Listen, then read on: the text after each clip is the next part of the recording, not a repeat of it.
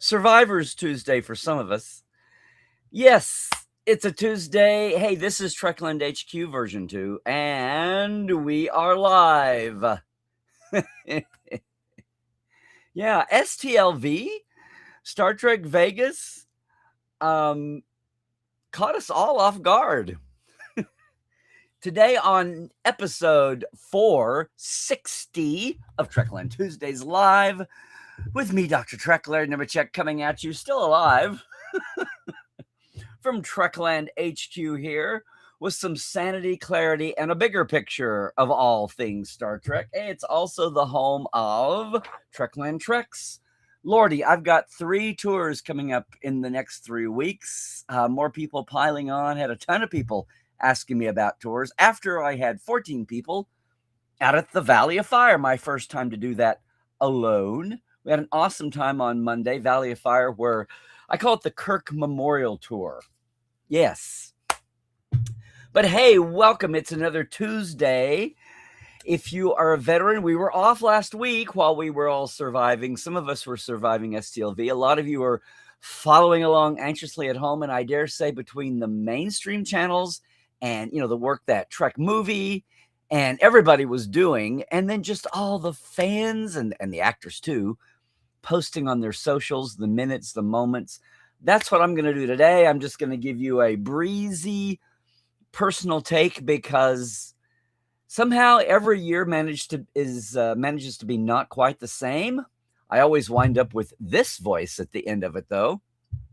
So it's awesome to see everybody. We're coming at you. If you're new and you found me, maybe you heard about this obliquely or directly.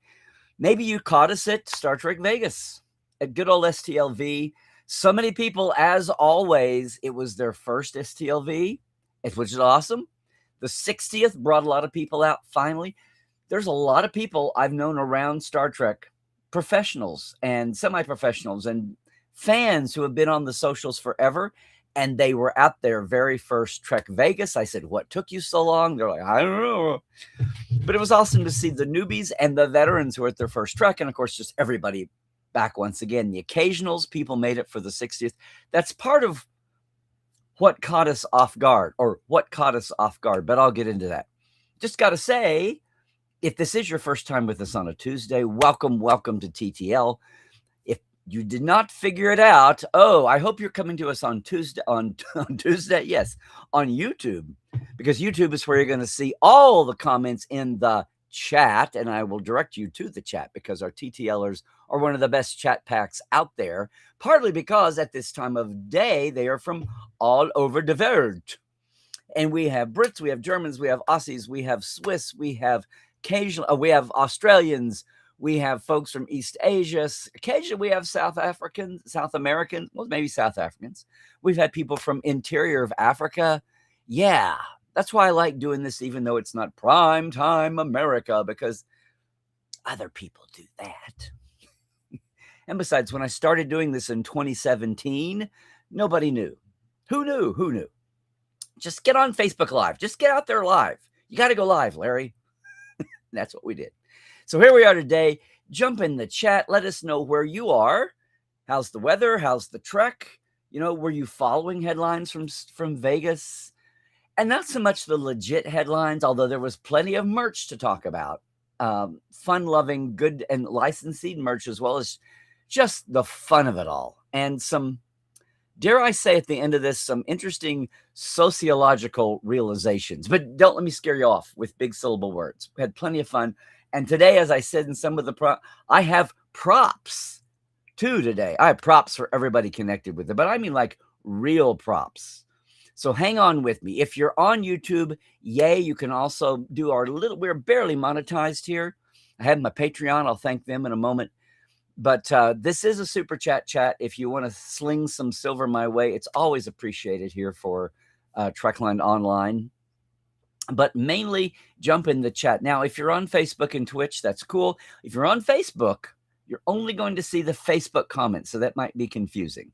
I know I should shut it down and just tailor to YouTube, but for so long we were just on Facebook. And anyway, as with everything from streaming on down, the philosophy and the strategy changes.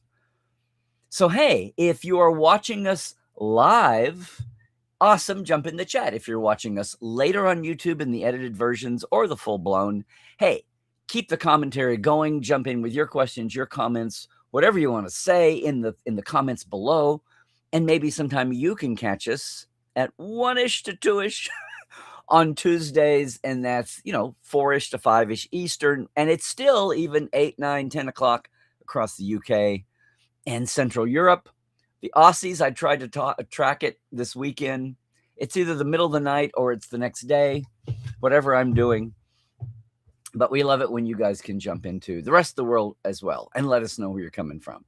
I'm sure we will have some Vegas survivors in the chat as well. Half of them have their own shows too. But welcome to 2026, right? Welcome to the 60th anniversary. Is that everything? Yeah. Anyway, introduce yourselves.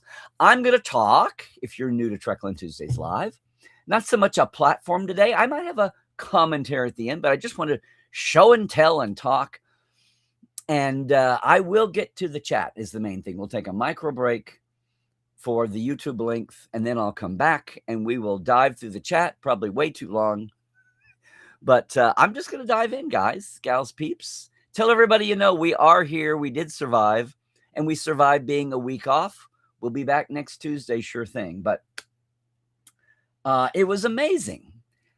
I think by the third or fourth day, everybody realized that this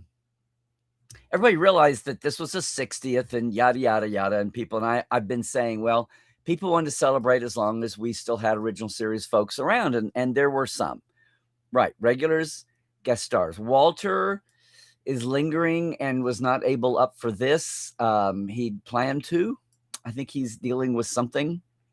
Shatner was around, holding the throne down on Sunday. A lot of the guest stars were there. David Jarrell was there repping behind the scenes folks. And of course, you had the original series movies era was there. But we were celebrating everything, but there was room for everybody. One of the surprising things that we hadn't thought about unless we intellectually sat down about it was that everyone connected with the show. Even though you haven't seen the last episodes of Strange New or Academy, they're all free people. I mean, they have to come and promote, and they're not going to spoil anything that hasn't been aired or dropped. Hate that word for television. But they are basically free. They're unshackled by studio promo handlers. They're just being trusted now to not blab about the unaired episodes. And it's funny, they were crowding. You got a sense of how many new series we'd been because the tables were in short supply for signing. I mean, from Anson on down. Anson, who stands up when he signs, which is kind of cool. I want to just say, I did not post. People are going to say, where were you? I didn't post much. I just gave up. I gave up. Personally, I have my table. Personally, for the second year, I was hosting on panels, but also hosting and moderating more than I ever used to. I had a main stage, which was awesome this year with Michelle Hurd. It was the Picard or the Picard #2 panel when schedules worked out for people. But it was Michelle Hurd and Santiago Cabrera, who I'd really not done more than grab a selfie with at a premiere event. And Jonathan Del Arco, who, I interviewed when he was Hugh Borg for the TNG Companion back in the day.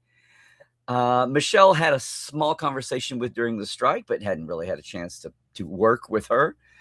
It was at 9:15 in the morning, y'all.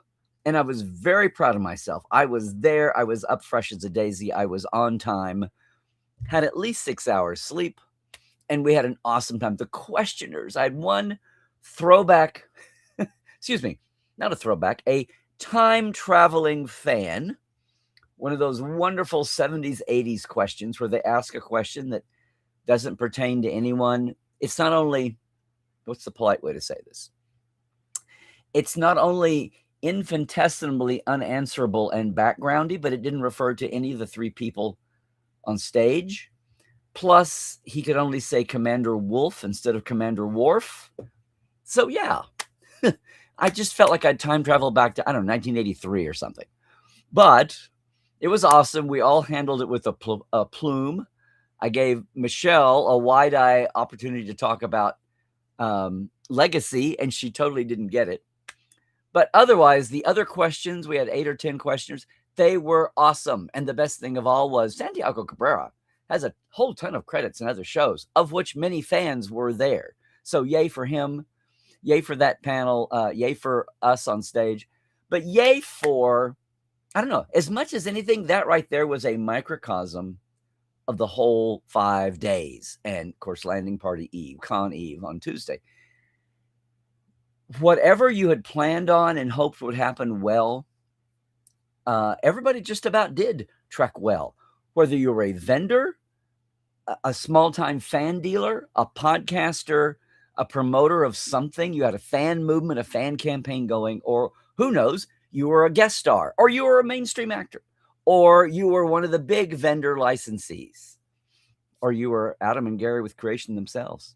You were somebody hoping, Ryan and Anne Marie, that the panels would be full and enjoyed. And gang, I'm just going to tell you this. I will get to the props in a second, but we all knew it was, on paper, it was for the 60th. And we all knew, as incredible as it felt, it was a little disconnected to know that the 50th 10 years ago blew up. It was the 50th. What a landmark. The 60th always felt a little, I don't want to say manufactured, because it was ground up. Fans were really excited. I just never thought it would actually translate into something that looked like the 50th. And I'm going to say the 50th, I remember the halls.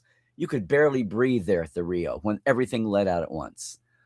I remember that. And I remember the Mac, huge, good on licensing. They got Mac Cosmetics, but they took up half of the nominal dealer's room, and they had to squeeze most of the signing actors and others into a side room. And it was very disjointed and squeezed, and Mac was awesome, and people grumbled, but it was great to have a mainstream sponsor like that, getting Star Trek out into the world.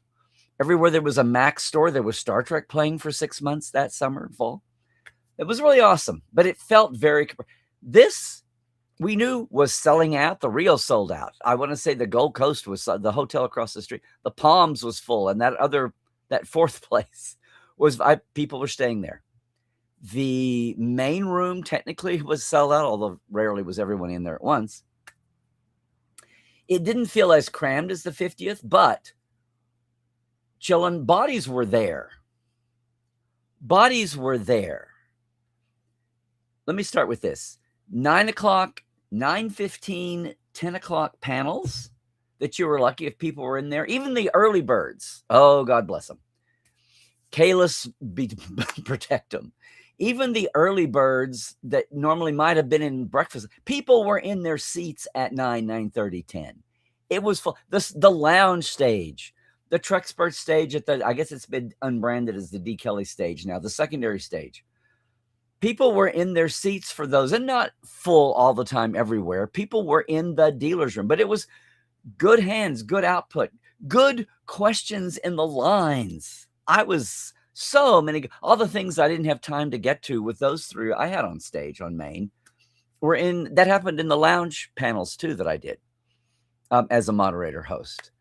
Good people, and people from all over the world, as you would expect. The 60th was still a draw. People were coming, if they hadn't been to a few years, as I said, people who had never been to Vegas, and a lot of times had never been to a con or anything beyond even their neighborhood. But some people I talked to, it was their first con. They just like the 50th, they just up and went. And they realize it's like ticking clock, and they want to see some of these things after all the years. It really was a magnet. And it wasn't just that people, blew their wad on their travel and their hotel.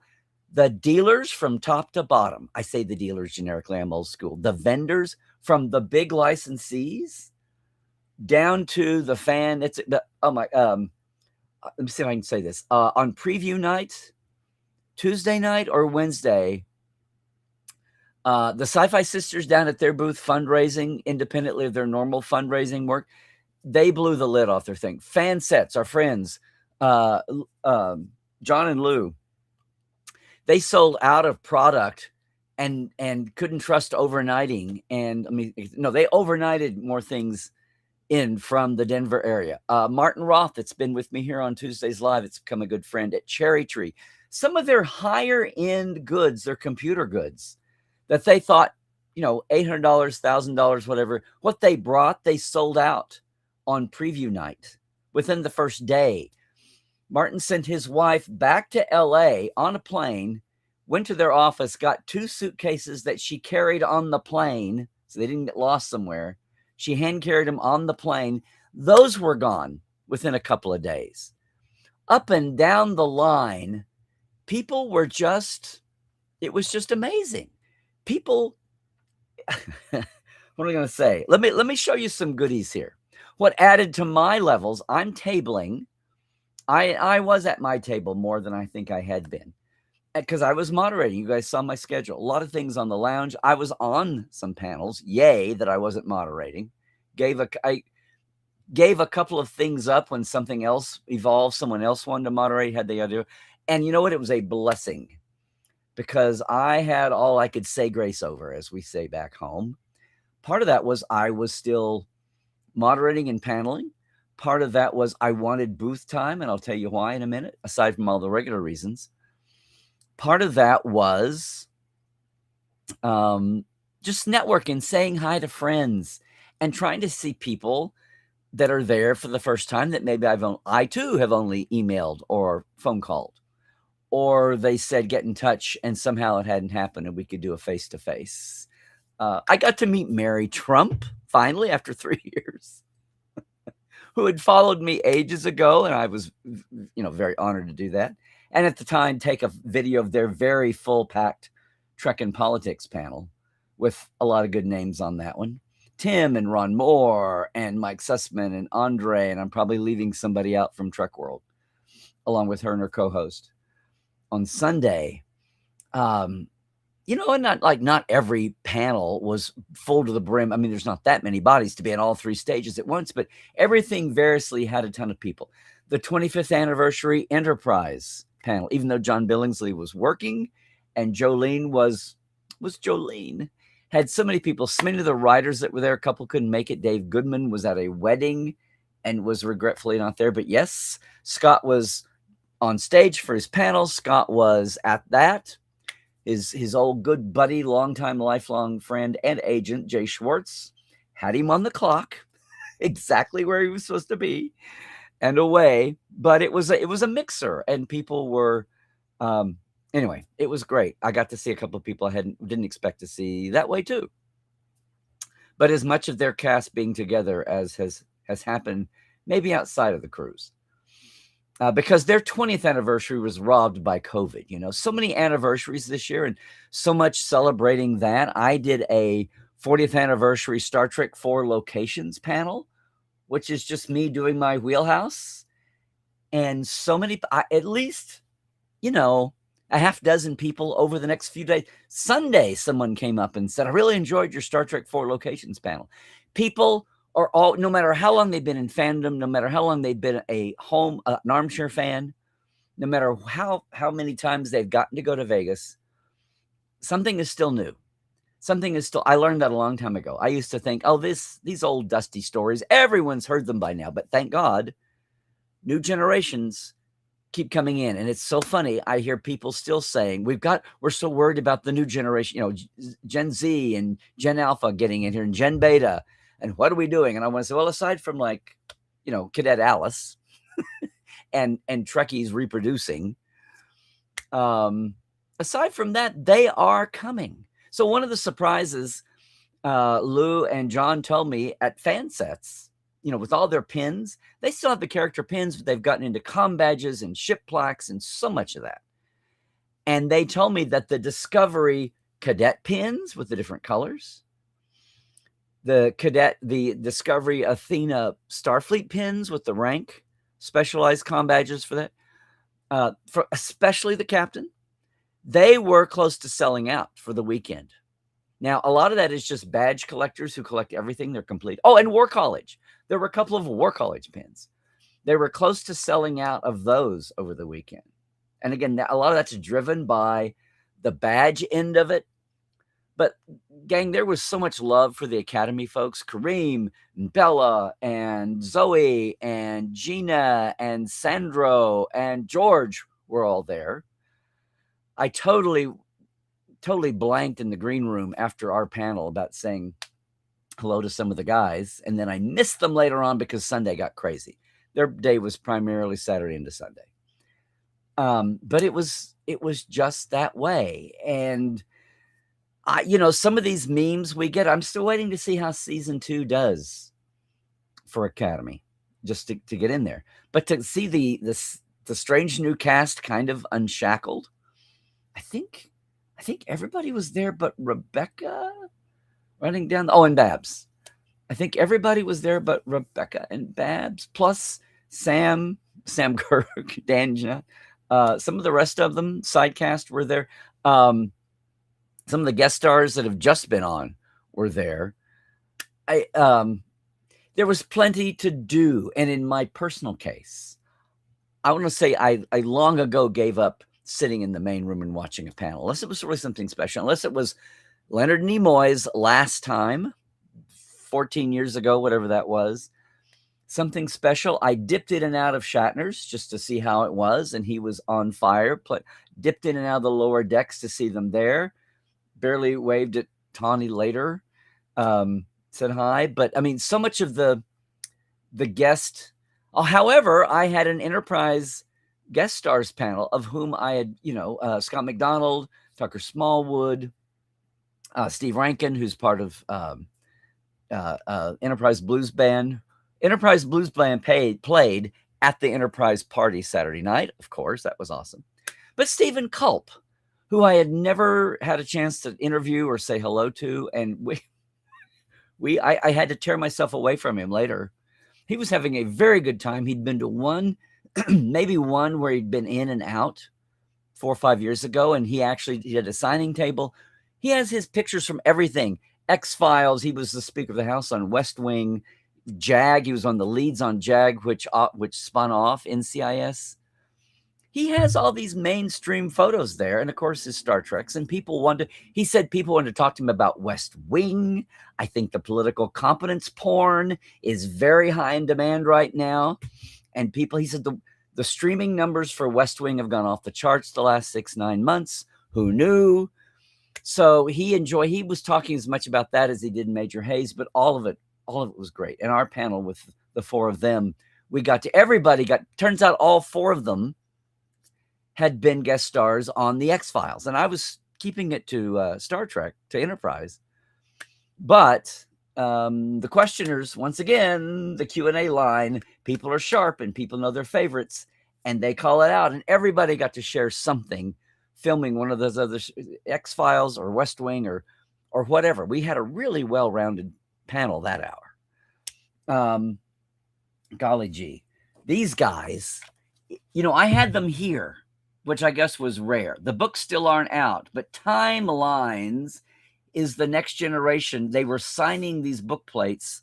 Kelly, Michael Dismuke, Jim Johnson, Derek Tyler Attico. I didn't realize, I knew some, but I didn't realize all 4 of them, the common thread is they write for adventures.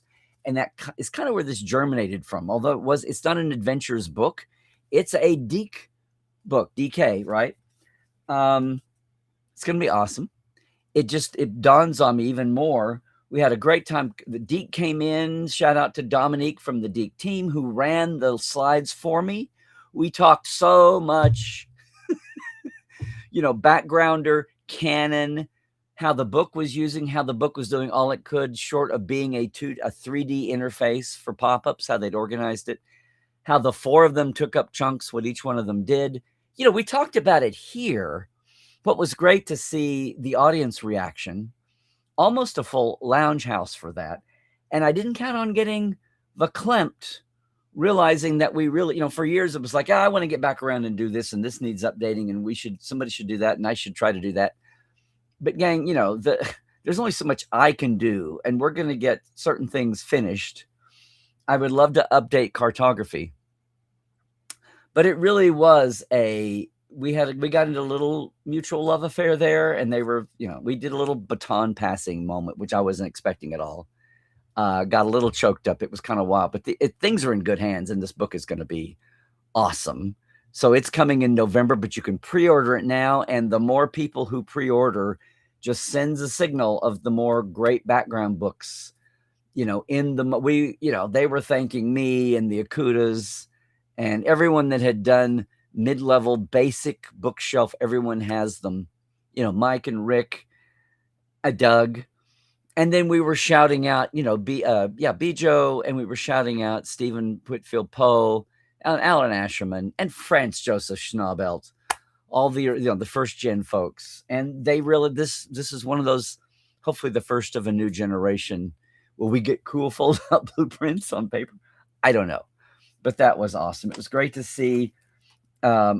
Chris may be in the chat today, but Dave Zappone, and yes, for all you naysayers and doubters, please be patient. And maybe they should have altered the order of mailing. I don't know. But if you were owed one, much less you could buy one there, it's To the Journey, the Voyager documentary. Plus, they had a second disc that was just tons and tons and tons, including like a 45-minute original interview with Uncle George, with George Takei, nominally because he had guest starred on Flashback, the 30th anniversary here. The Flashback and Tribulations 30th anniversary of the 30th anniversaries came in for a lot of love, too. I mean, everything. First Contact, right? 30th anniversary. As I said, Star Trek 4's 40th. You guys have heard me talk here and everywhere about it's the year of anniversaries, not just the 60th, because things align. Just some cool stuff. The thing that added to my layers as I circle around here, so I'm doing my stuff at my booth. I'm trying to see people both professionally and just friends and see. I know I am not going to see. A lot of the actors cycle in. Brent and Jonathan are there, name dropping on the fly. Just the first couple of days, Wednesday, Thursday, and then they're out. And they're making way. Jack Quaid was literally sitting at Brent's table, was there for the second half of that. I mean, people are on shifts coming and going. Some of the guest stars are there the whole time. The 60s folks, Sean Kinney and Sandy Gimple, Tanya. Some of those folks were there the whole schmeal. And it was the 60th, right? Landing Party went off without a hitch. For the 5th straight year, these self-stealing stem bolts, all of whom are Portal 47 members, Dr. Dave and Marina, all of that gang, they were number one, but there was some good competition and a couple of people. I know Sean jumped in at the last moment and won 3rd or 4th by himself. So never to never. We just harness the joy that's at Masquerade, even though Bonnie is now. The last couple of years, there's shows going on. Our good friend Bonnie Gordon was singing with the Roddenberrys. Roddenberry's awesome as always, the house band. Can I just say that it was so good to have everything Roddenberry back, including my best bud partner in crime, John Champion, co-hosting Landing Party, bringing back the morning show every morning at 9:15. Oh my God. That's one thing I'll gladly let somebody else handle. With guests, like a local morning show with the great Jessica Lynn Verdi, co-hosting, everybody from and Holly helping out with things, hosting things. It was amazing. My booth mate to the left was the wonderful, lovely, talented, and boy, talk about in the major mold of continuing the legacy of her late great Star Trek legend, as a widow. Everything Michael Piller, and in a couple of years, everything, amazingly, his book about insurrection. And she had fans. She had some googie stuff that was a lot of fun. She was talking about anything with Worf on it was gone. I mean, they had these buttons, definitely feeling aggressive tendencies. Sir, this was their number one thing that was still on her table that hadn't sold out. They had fans, which weren't too bad. I mean, the cooling was fine inside, but for people going in and out. A lot of off-campus events happening. Trek Geeks partnered with Fansets Pins. The guys, I didn't get over to it. It was off-campus, as it's always been. but it was back after a couple of years of trying to find a home post-pandemic. Shout out to them. Everybody and their everybody having their parties, their everything off site. We had our Portal 47 live dive. More people that I remembered going to be there were there. I was so blitzed, I didn't line up any guests to come by we've had. But Rod on the fly came by and talked to everybody for 5-10 minutes. There were so many people, so many of the backstage folk, much less actors, but Portal is backstage. No Liz, no Dave, who couldn't make it to Vegas this year at all. No Aaron Walke, folks that have graced our table over the years, actors and backstagers. I almost asked Sandra, who did it the second or third year years ago, but no.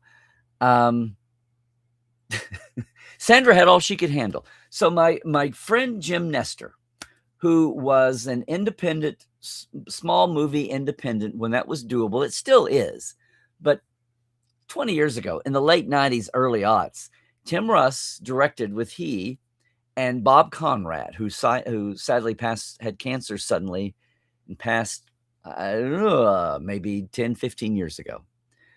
And Jim still worked. The last movie he did was 5 years ago. And he's gotten into jewelry and precious stones. Well, interesting stones, geology. And he's had a booth the last 5-6 years.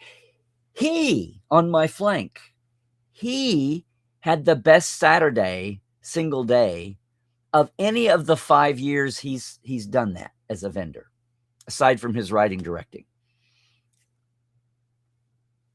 Pretty stuff. He had gorgeous stuff. And so did a lot of other people.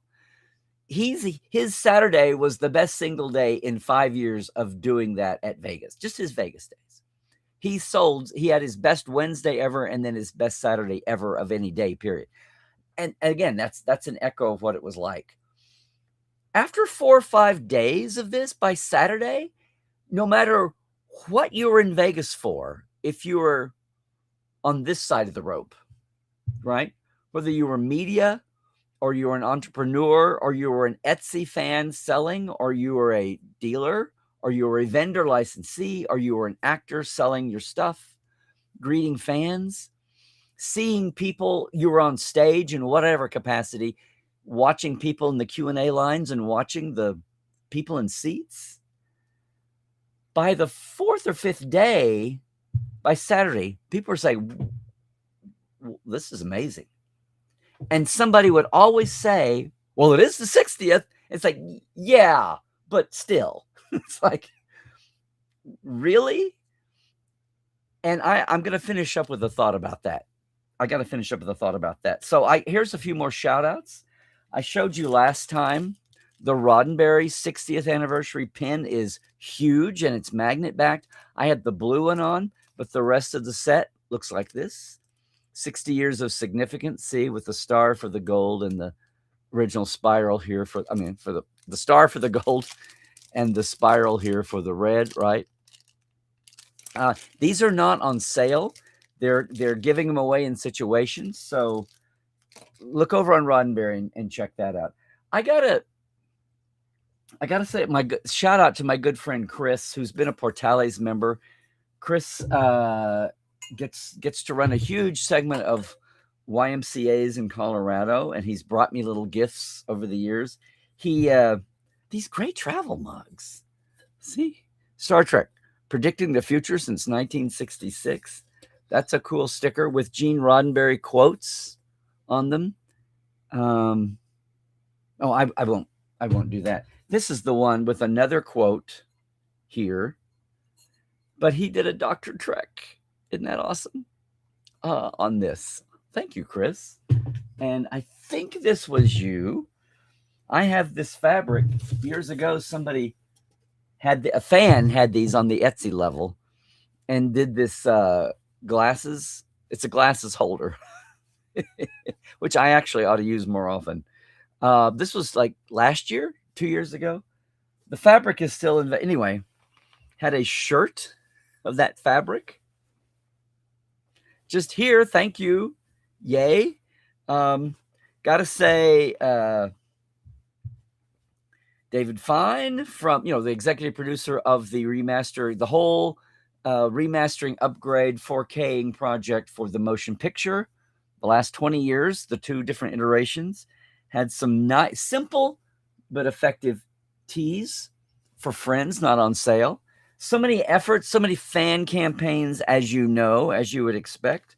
So shout out to the President Archer. Oop, how about we turn it around? Shout out to the President Archer campaign, who had very nice buttons and had these shirts. Right, it's on the style of the Obama. What's his name? Ferry, the artist, the Hope.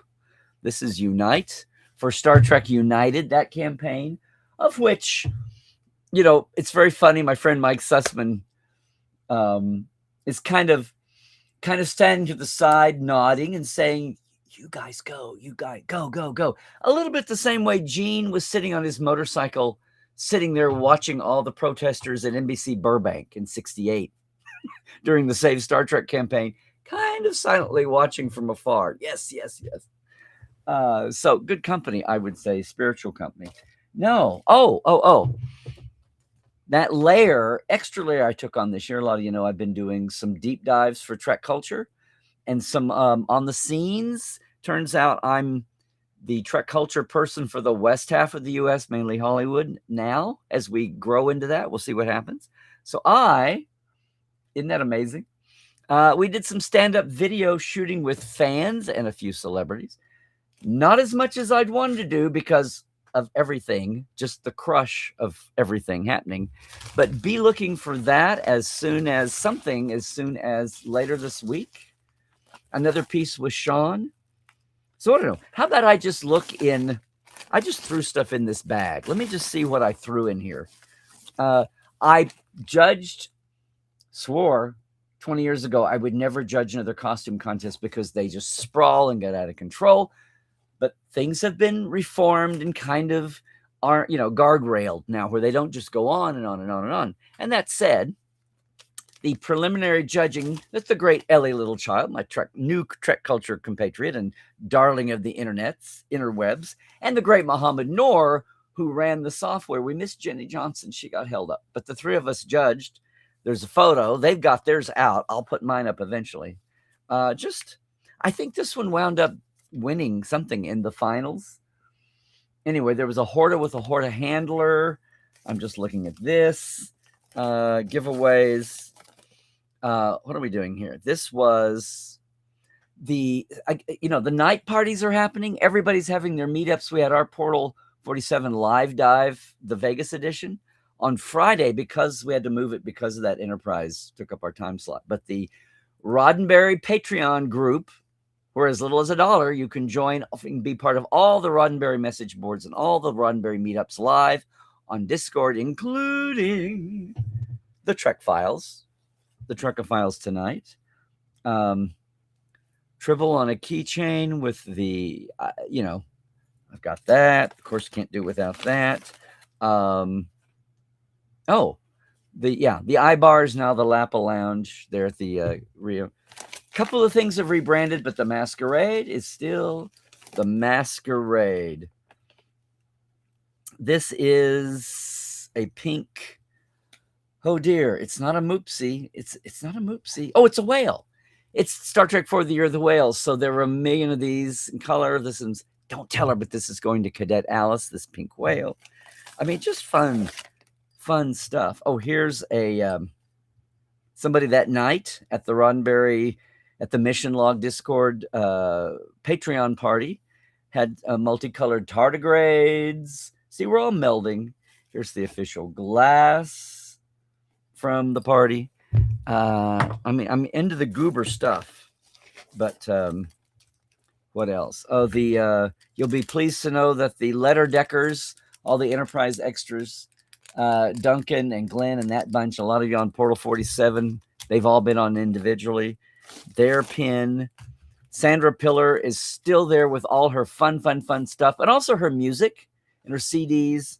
And yes, the official Sandra Pillar dental floss.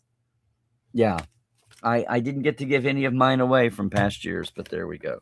What else?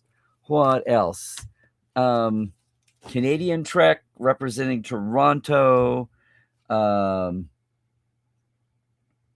Oh my goodness. People handing me stuff, you don't know. Oh, our friend Glenn Swanson was there. We finally took a picture. He always escaped. I've been here on him with Tuesday Live guest. This is a group, NASA's Historical Chiselers. A lot of you remember BC. That was cool off his table. Turns out his wife is an anthropologist. She's doing her own research, quite separate. I made the mistake of asking, not the mistake. I asked her if she was a fan too or being dragged along. She says, well, I'm actually conducting research into fandoms and sociology. It was like, okay, I guess that means a yes. She was having a blast. Oh, good. Here's the official coaster from this year's Roddenberry Patreon party. I just realized the one from last year is still right over there. Alan Kobayashi, who's been a guest on Portal, in the art department. A lot of you don't know his name. Very quietly, he does these great T-shirts, does cool, funky stuff. He kind of embraced it. No relation to the Kobayashis, who were next door neighbors to Star Trek II writer, one of the writers. No relation to them, but he embraces the Kobayashi Maru. This year he had these Holosuite 3, the Kobayashi Maru Corks bar as a fun little doodad. He was people he knew. Wow. Somebody with Duncan in the letter decks, maybe been them. The last Sunday night handed me, this is a crocheted, any guesses? This is a crocheted Zindi reptilian hatchling. Yes. From the hatchling, the ones that kind of mothered Archer into oblivion almost. Just so much good stuff.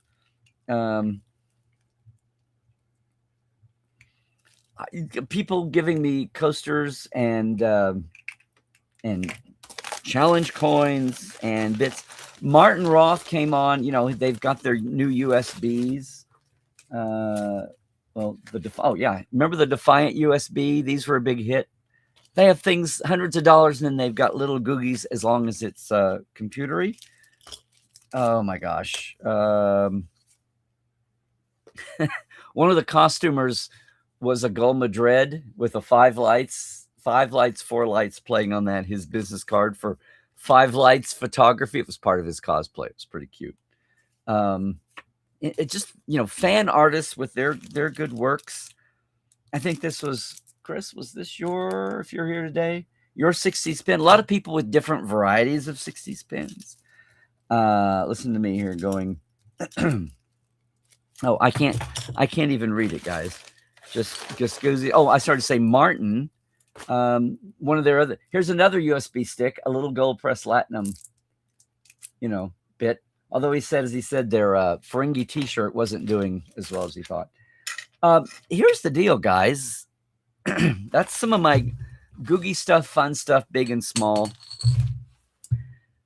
Memories. You get the idea. If you think that Star Trek Las Vegas is you wait and you wait and you wait, and then they put up the program schedule, it's not been that way. The coming of social media and letting fans talk, and I know there's the downside, but ever since I swear to God, I think I clipped this.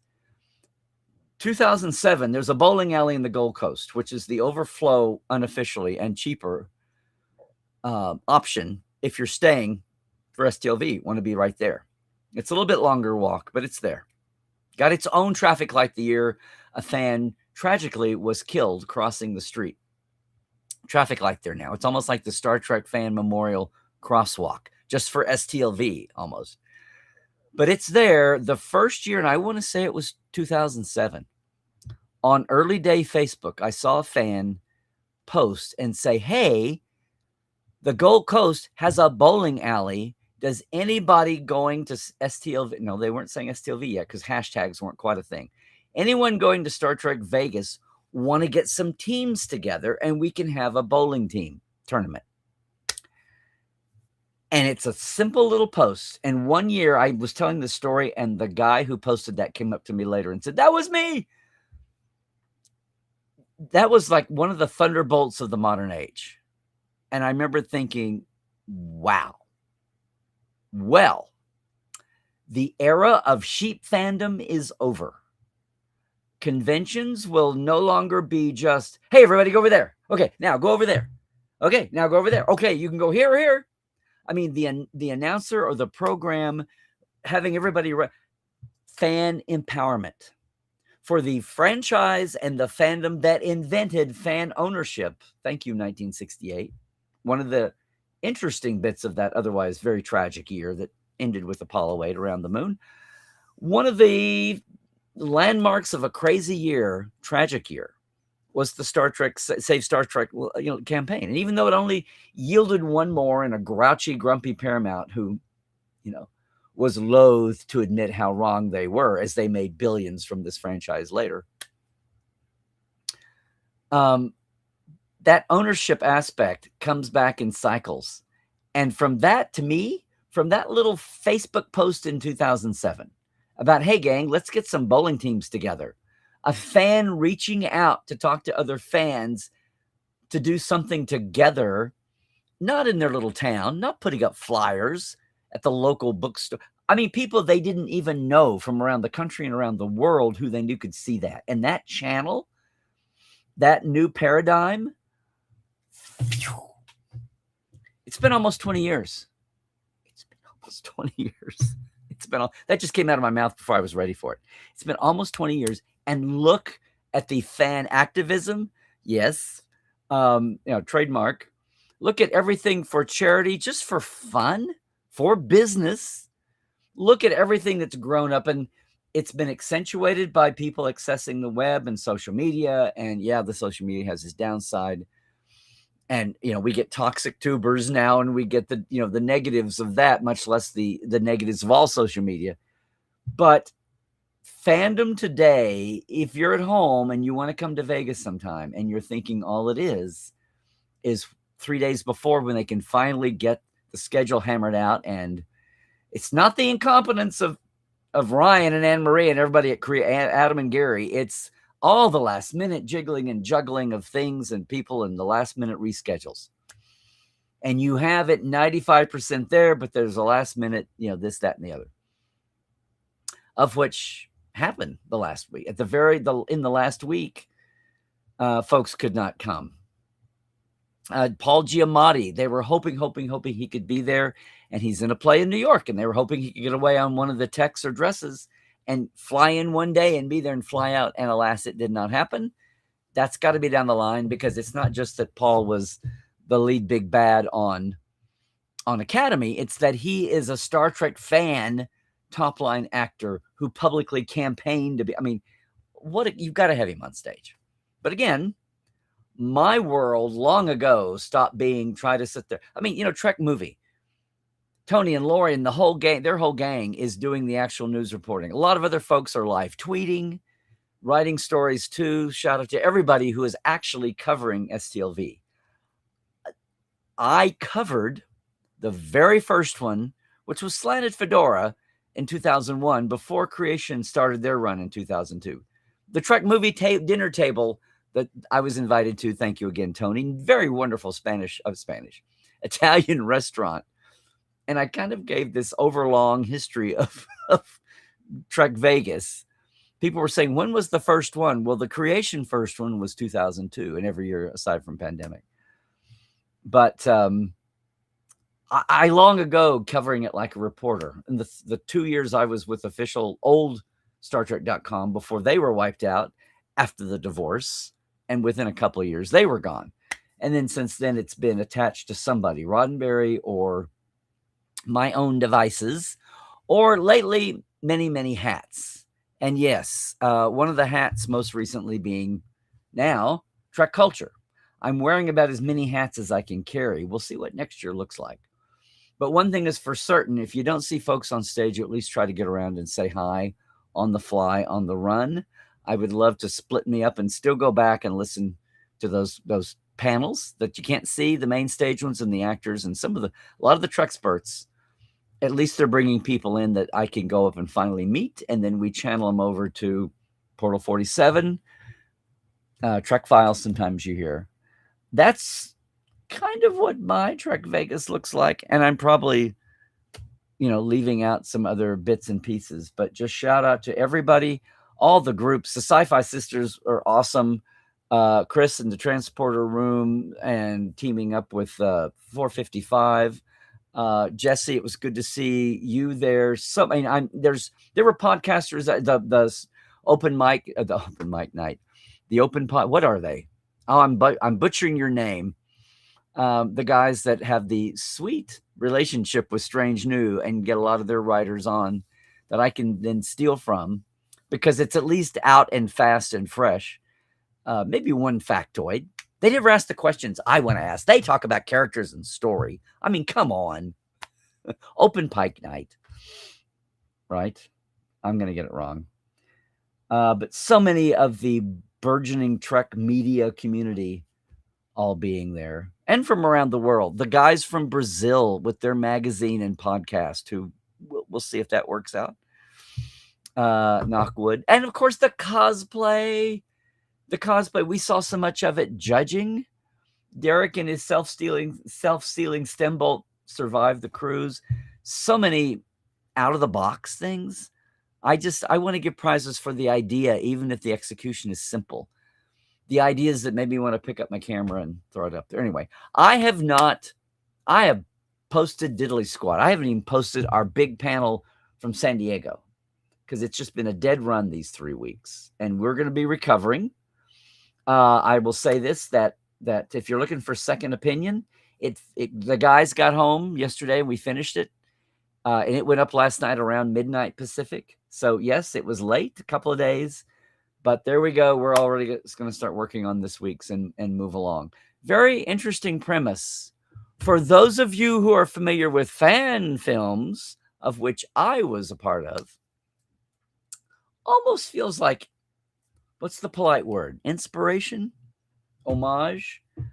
Yeah. Anyway, gang. That's, I don't know. What is that? My show and tell? Is that my show and tell? I feel like there's more we could talk about. I want to see what everybody has to say in the comments. I know some of you today in the chat were there. And if you're in the chat, at least I know you got home alive. Or you got home alive and you're not just a puddle still. Because it does take a lot out of you. Back in the day, we started Landing Party because there was nothing at night. Bob Picardo used to have a Sunday night charity auction because there was nothing at night, and a lot of people didn't leave until Monday morning. Those days are over.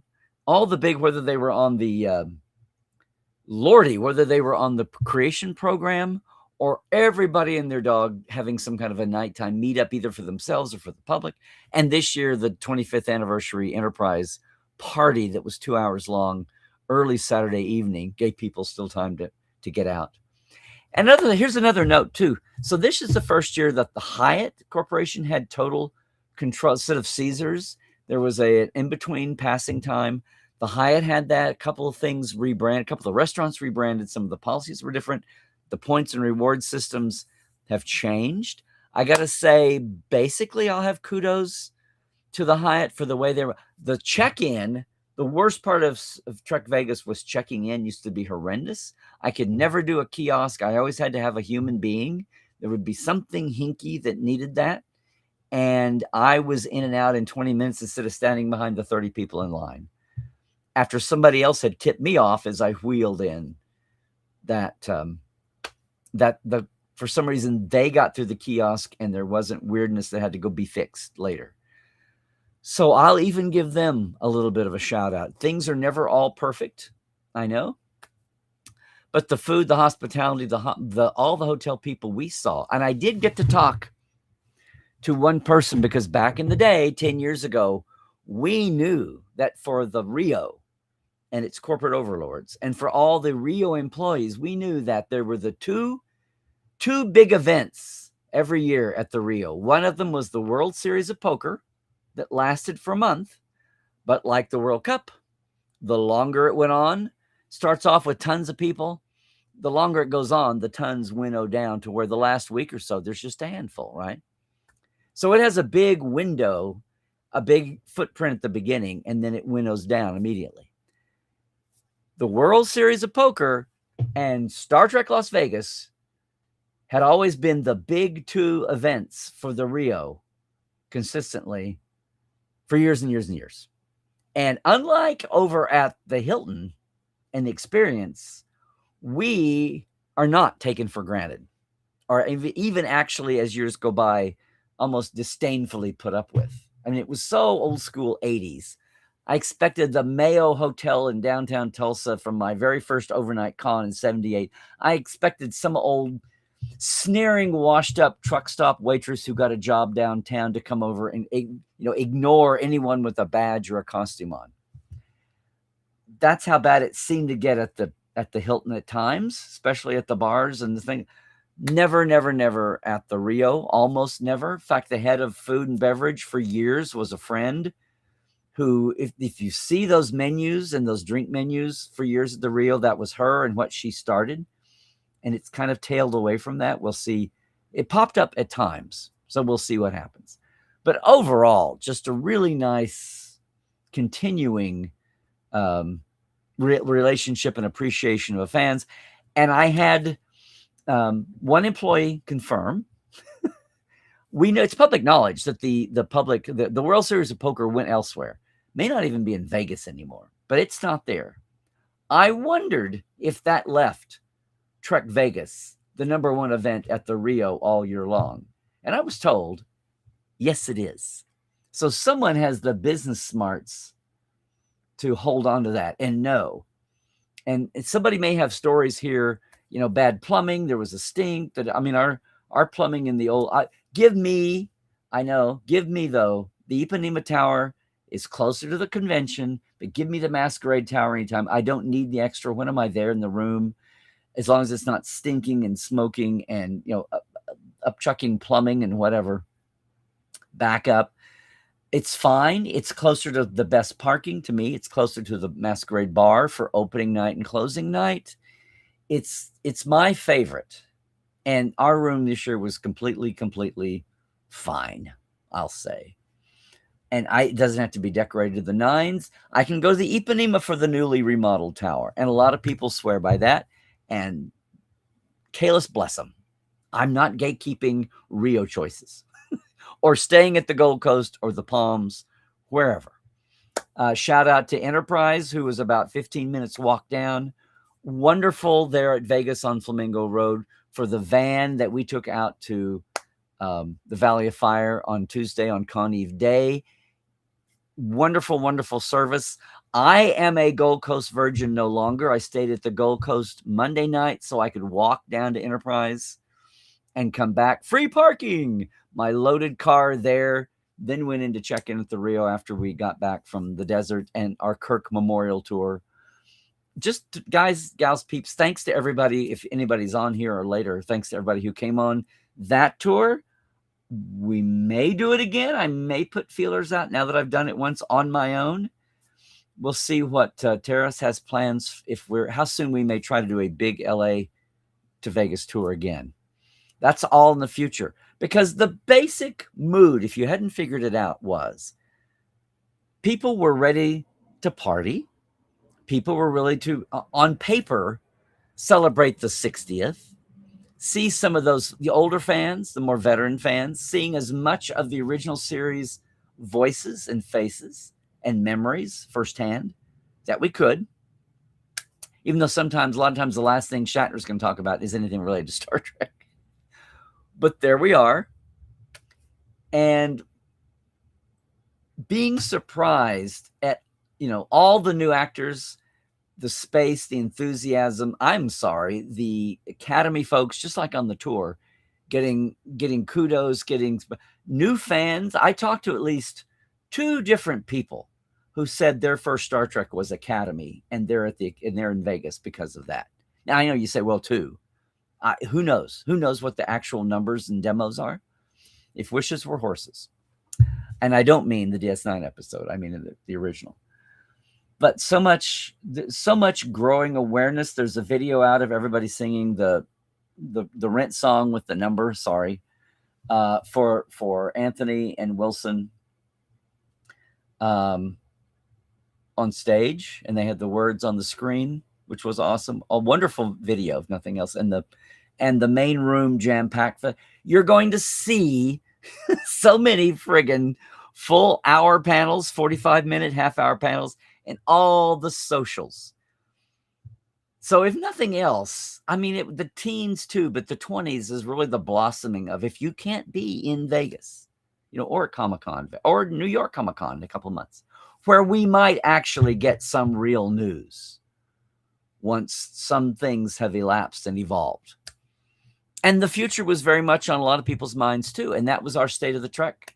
Our fan forum, that almost closed out the convention, was a very full house. Lots of very sober questions and commentary, but it's about what the fans are thinking and saying, not so much that. James Kerwin co-hosted with me this time. Kind of a win-win for he and I both. But the fans got the win-win because so many. I mean, the one guy I mentioned, I felt like I was back in the 80s again, but so much of the fan discourse, respect for just the civics. I had one kind of new person say, gosh, there's no negativity here. I haven't seen any of those like rah, rah, rah, fans. And I said, it's because they hide or they're making money on that. The last thing they're going to do is go out and be with a public. It's very reassuring for your sense of humanity. And I'm going to close with this. It's very reassuring to get back to a convention. And a lot of people say, this is my tribe. I can speak Trek here. It's even better than a Comic-Con because it's all Trek, only Trek, wall to wall. Unless you ask that one actor about their time on that other show. But it's, and there's still Shore Leave, East Coast. There's still a couple of cons that are primarily Trek. The old Denver con, Steve Walker's Starland cons in Denver used to be that way. There's still the ones that are primarily Trek, but nothing, including the creations, the regional creations, but nothing beats Trek Vegas for that. And some people are talking about that feeling. Some people, and this was my point, I noticed this as we went along, and it feels like last year, not just at Vegas, but all here in our space right here, people, I felt this, I think I may have even had a topic on it, were a little, is ashamed, too harsh a word, ashamed to enjoy their Trek when so much shit was going down elsewhere all over the world. Embarrassed to dare indulge a passion. They're, something as flimsy as we used to say in the old days, a hobby, a nerddom. Could you really afford to do that while the world was burning down around you? But during the Depression, FDR was a big stamp collector. And he said, hey, everybody, stamp collecting is really fun and you learn a lot about the world. I don't know why that popped into my head. That may not be very apropos, but I think after getting through a year from con folks to almost all of our Trek lovelies, both in front of the camera and behind the camera, and more vocal about it, I think nobody felt the least bit, not embarrassed, but like, oh, I'm going to come and do this. I need to. People realize that you somewhere on the spectrum between a recharge and a sanity break and a therapy break, and just finding the joy, that is totally essential. It's totally essential for your own personal well-being, as well as whatever level you do it on.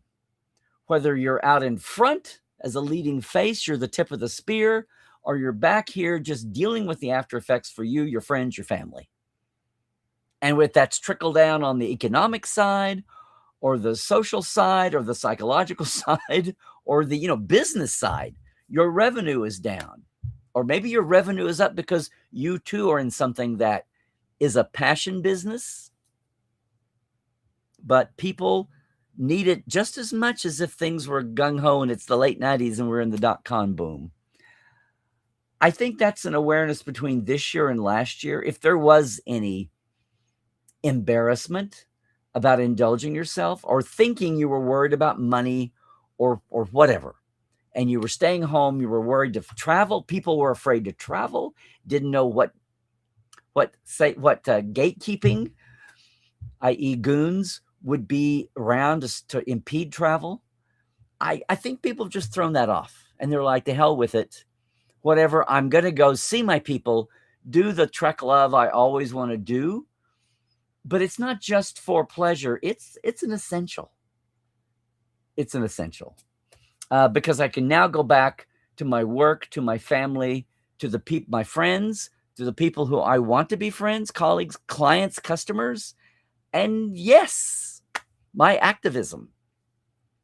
It's a recharge. And if we do it momentarily with our podcasts and our friends and our events here, that represents kind of the the koala of them all. And yes, somebody was doing the koala on the last day, which was awesome. A lot of inflatables. Matt and Kimono, the whales, were out in force. I've got them in video somewhere. Hopefully you'll see that on Trek Culture, if not my own channel. So much. We're smiling and all that, but you know what? I think makes sense. It's weaponized joy, joyful and proud of it. And in the ripple effects were full houses, full goodie bags, full sales for fans and professionals. Just a joyful feeling, thank the prophets. This is here for us. And it's here one more year after all these years. And it's amazing how we look at it in different ways over the years. It was our salvation during pandemic. This was, and then getting to be live again. It's amazing. It's amazing how conventions, and especially Trek Vegas, and even the Grand Slam at Pasadena and all the big old other cons, how we look at that through history. And it's not just a simple reporting of what happened and who said what, but that vibe, that it really is a psychosociological phenomenon. And maybe Glenn Swanson's wife has a nugget of a winner idea here. But yeah, I never thought I would get verklempt leading the panel of the Timeline's authors, but that was the kind of weekend it was. And so many more moments, and so many moments for every individual that was there. So I'm just sharing mine here a few times. A lot of you in the chat have probably already done that. So let's wrap it up. And I will see I have a lot coming up in future that you all will learn about. Some big things, some medium things. Hopefully I'm going to start unloading my socials here over the next couple of days. Some more fun stuff coming up. Some stuff with Roddenberry, Trek Culture, my own. The Big Kahuna is coming down the pike. You'll hear about that. And we are, all of this to say, the actual, the pinpoint day for the cake and everything is still, a month away. So we're going to have plenty more talk, celebration, products rolling out, people, events, media to celebrate the 60th. It's all still coming. But wow, a big professional, as you expect, compared to the other franchises, very big San Diego Comic-Con. And now what a reassuring, heartfelt, and yes, what we did not expect. I say we, not just me. Everybody was stunned by either what they sold, by the people they met, the numbers they saw, just the vibe. I knew it was the 60th, but I didn't expect this. And you all tell me how it looked from the home front, would you? I hope, if you haven't already, because I have a feeling it's going to be days. I know for a fact it's going to be days of unloading material from Vegas, from many, many parties, large and small. And so that's all there to look forward to, as well as, that show that's still doing episodes. Why do they overlap the cons? Why don't they start this after this dies down, and instead of overlapping, and they could lead in and tease, and I don't know. It's all good. It's all good. Just going to say, everybody, I want to thank you all for being here for another Tuesday. If you are new, as I said, if you're new here on Tuesdays Live, let us know that as well, too, and see what you think reacting to anything that I'm saying here. But the first thing I want to react to is what these folks do all the time. This is my Patreons. Thank you. I have a very simple Patreon, but these guys are TTL Club, Trekland Tuesdays Livers. So thank you once again. Hey, Chuck A., James Kerwin, Diana Hopkins, Halbert Gunjansson, Lawrence Todd, Chris Jiggins, Keith Rombach, Lori Ledford, J.R. Poole, Pranakasha Productions, Comedy Forecast, and Andrew Jezemski. And our live wires, a step up from that, Elizabeth Stretz. Hey, Josh. Why? Hold on, guys. I don't quite have my throat all the way back. I should have. Josh Reeve, Brandon Coles, Gary Williams, Robert McLean, Byron Bailey, MJ Frug, who I was thrilled to meet in person at Vegas this year. Yes. Chris Garris, Dave Gregory, David Gall, Jessica Crusher, Convoy, Convo, Donna S. Runyon, and Casey Shafsky, who I also saw at the convention, but who I've now known for over 10 years. Hey, everybody. Thanks so much. All you guys. See, I wouldn't call that verklempt. I would just call that con throat. Not con crud, just con throat from talking for 6 straight days. Doing a tour doesn't hurt either. If you want to jump on my Patreon, it's $5 and $10 a month. I promise we're going to get caught up on the interviews for all of you live wires. Patreon.com/Trekland Live. I really appreciate it. Just a note, always go to the webpage. Never use the app, especially if you're Apple. If you're an Apple and you use the app, Apple's going to start charging an extra fee, an insane fee. So please always actually do go to the, you want to jump on this? It's weird how if you do it through here, it's just your standard 5 and 10. If you go to the app on an Apple system, they're going to put a huge surcharge on it. They threatened to do this 2 or 3 years ago. It was held off and delayed. Now, here in the next month or two, it's going to start up again. Just go to the URL that I give you, and you'll never have an issue. Never have an issue. Gang, again, if you're thinking about a Trekland trek yourself, I've got 3 coming up the next week. I have 2 for 2028 now. But in between, there's still plenty of time for you to come in and do your own customized away mission. I would say if you want to, on your own device or with me, if you want to get to the Paramount lot, which is remarkably conserved from not just the TNG days, but the original series days, I would try to get in there in the next few months if you can, because who knows what's happening on the buyout front and what's happening. But I do know what's happening with the Trek Files. There's another great episode up today. We're still strumming along through season 15. I didn't get to talk about the annual fan mail episode last week with my good buddy John and producer of the show. It's all there at the Trek Files, podcast.roddenberry.com for all of them. thetrekfiles.com is our homepage on Memory Alpha. You can see the entire 14 seasons of 24 episodes each. We still do 24 episode seasons. What's wrong with Hollywood?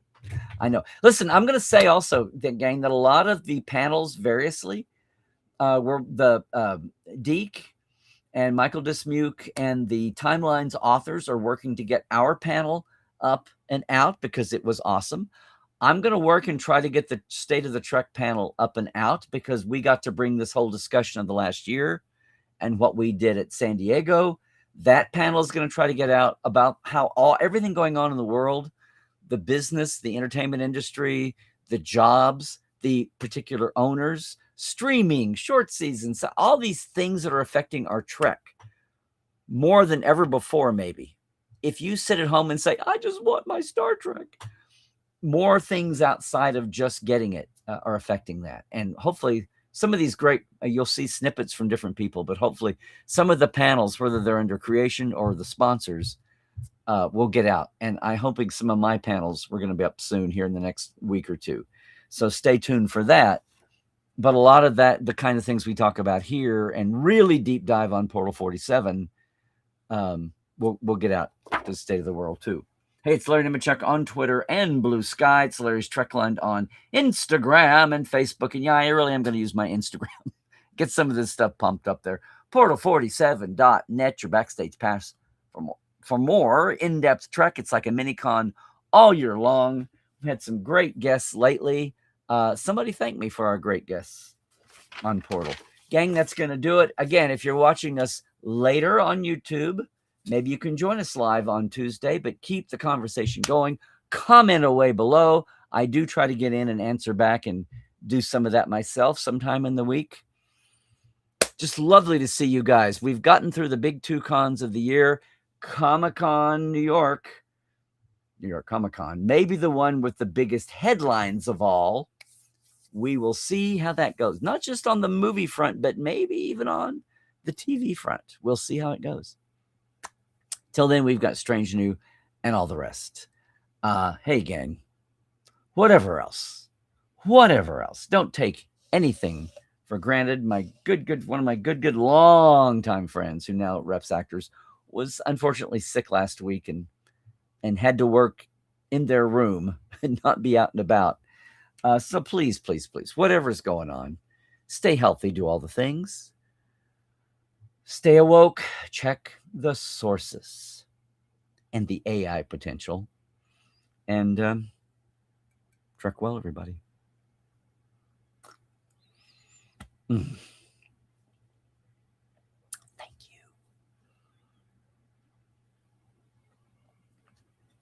you.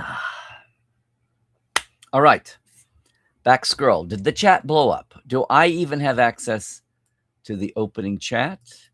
Do we? I bet I don't. I bet I saw so much happening. I'm going to apologize right off for whatever. I can't get back to it. The very beginning. Oh my goodness. Look at it popping along, bopping along, singing a song. Here we go. Joel, you were there. You got a crochet. Guys, if you were before this point, repost, because there's a buffer on Restream and I can't go back to the beginning. I'm already losing things. I read that Mark Altman is making anniversary doc with William Shatner, and it features a lot of different people. Good for him. Yes. Philip, howdy, Philip. Oh no, Lori, I missed the beginning of this, so I'm missing the first half hour of the chat here. Anybody know if there'll be 60th anniversary merchandise destination Blackpool? Who knows, Rose? We need to get some of the Europeans on that. Any exciting news, Larry, about Star Trek, any physical media or remastering news? Well, the big 2, just more people demanding it, thinking that somewhere along the way at a party, somewhere in the margins, I talked to someone who said the world is changing fast enough that it's getting ridiculous that DS9 and Voyager are not affordably able to be up-res so that even the sticklers will love it, much less everybody, and just get them off the standard def. I can't remember if this is, I think it was somebody who was trying to get some ducks in a row to make some things happen. But please, guys, I mean, people have been wanting to do that and saving that. A lot of folks with one foot in the industry and one foot in Trek, well-meaning people, tech heads, are wanting to jump over. People have been trying to do this for ages. Somebody had the ear of me. I just know that at some point, someone is going to have a breakthrough and make a deal where the point was somebody else made was that would, while we're waiting on a new series, maybe that would be a wonderful project as a bridge until there's new fresh Trek of whatever it is, which is totally true. You definitely need survival tactics to survive Quark's bar. Enterprise's worst episode, Hatchery, but it was cute. Yeah, a hatchling. Oh my God. What Laura replied is why they showed the opening of What We Left Behind that opens with, oh, Max. Yeah. The world needs to catch up with this. Max is so much of the wonderful Max, who guys, Max, when we lived in Burbank for the 10 years or so, Max used to park his car. Max and Corinna would park their car at our house on the curb and then take an Uber over or taxi over to the Burbank airport to go fly to like European cons when they'd be gone 2 weeks. or go back to New York for family. So I have a very special, as do everyone, um, hanging in there for Max right now. And how they did. Max was there the weekend. He was signing. Corinna was very, carefully making sure he was always in the best place, the West Way. But they did what you said. They had the film of him from the 60th doc, and then he did a couple of his songs. The Rat Pack is his brainchild. It's partly Casey's material too. But, the parody songs, that whole genre, people have done parodies. I know, but Max, I don't industrialized it in the best way, and did it back at the old Experience. They did it on he got Armin in to do a couple of the Ferengi brothers with the heads. I have memory of them doing it, hopefully pictures, if not video, them doing it on the steps because there was no real room in the stage for an audience. And then they built that second level. The last few years of Experience, there was a second level that was just wasted space cavern. They put in a floor and had a little nightclub spot. And the last year of that, the last time there was STLV happening and them singing Chase, all that, the original first generation bunch of singers and performers before the current crop were cast and can come in and do that. I'm getting adverts on your stream. Sorry. Jesse, you're alive. Yeah. Okay. I did see your note, Chris. That was your pin. A lot of people had 60th pins. I didn't wind up with all of them. Like I said, I had some of them I saw and I wanted to go back and get, but I didn't. Here you go. Hey, Scribe and Nettie, are you new here on Tuesday or whatever? It's good, awesome. Oh my God, you forgot to buy the USB stick for your husband. I bet Jesse, I bet they still have it. I bet they can fix you up. Got a USB stick that looks like the cork from a bottle of Chateau Picard. That's wild. Last year. Okay. He's saying, hey, Dr. Ghoul, as far as pins, patches, and whatnots, this was a fraction. Jesus. I keep mine a huge biker skull mug that is still not full. I swear you could hide a hand grenade in it. Not that you should. Good advice. Good advice. And I'm sure the FBI monitoring this is. Oh my God, I wanted to go to that bowling alley. My kid was lame and said no, but we did do the arcade.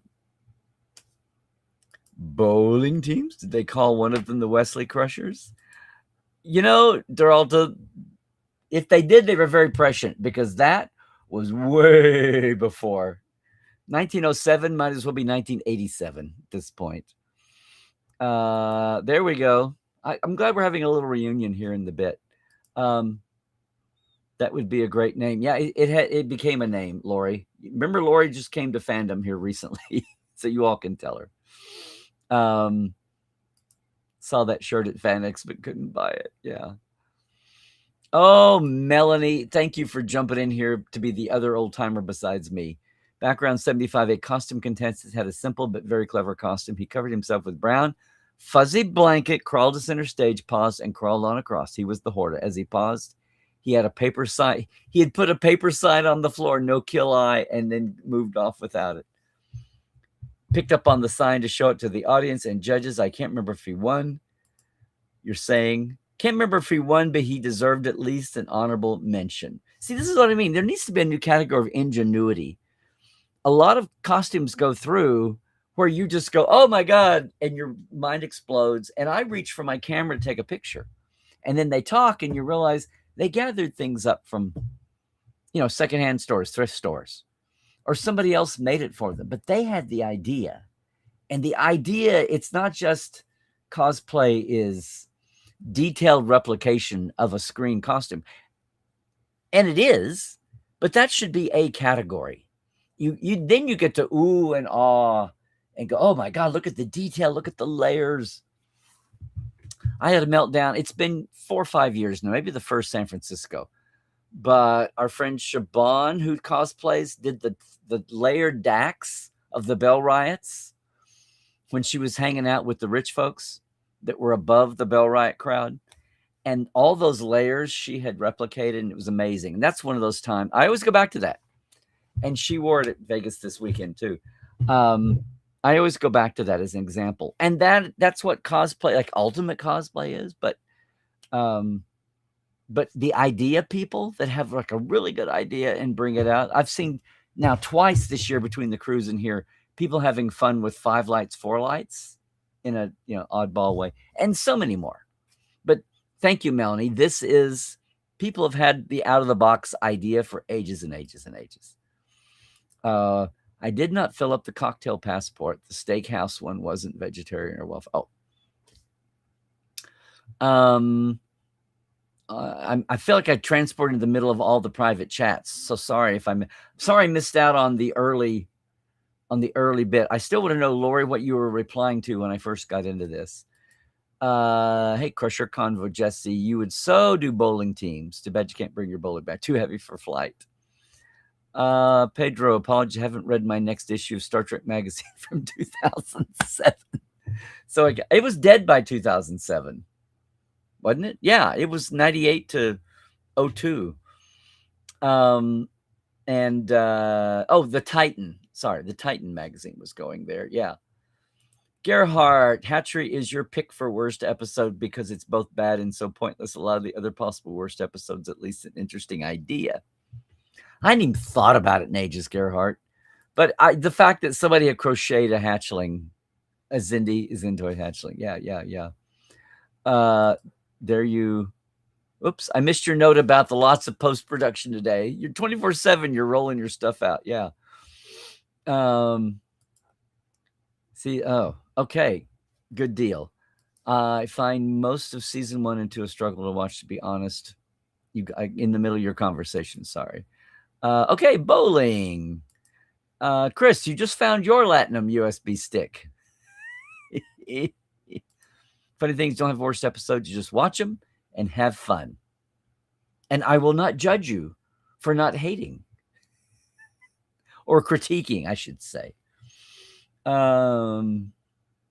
Okay, everybody. Jesse's doing a giveaway tomorrow. There we go. Maybe not worst episode, but Cogenitor had a terrible ending. Yeah. Oh, the Horta. As he paused, he had put a paper sign on the floor, no kill ice. Someone, I forget who, quickly picked up the sign and showed it. Thank you. This is the resumption that people couldn't see. Very good.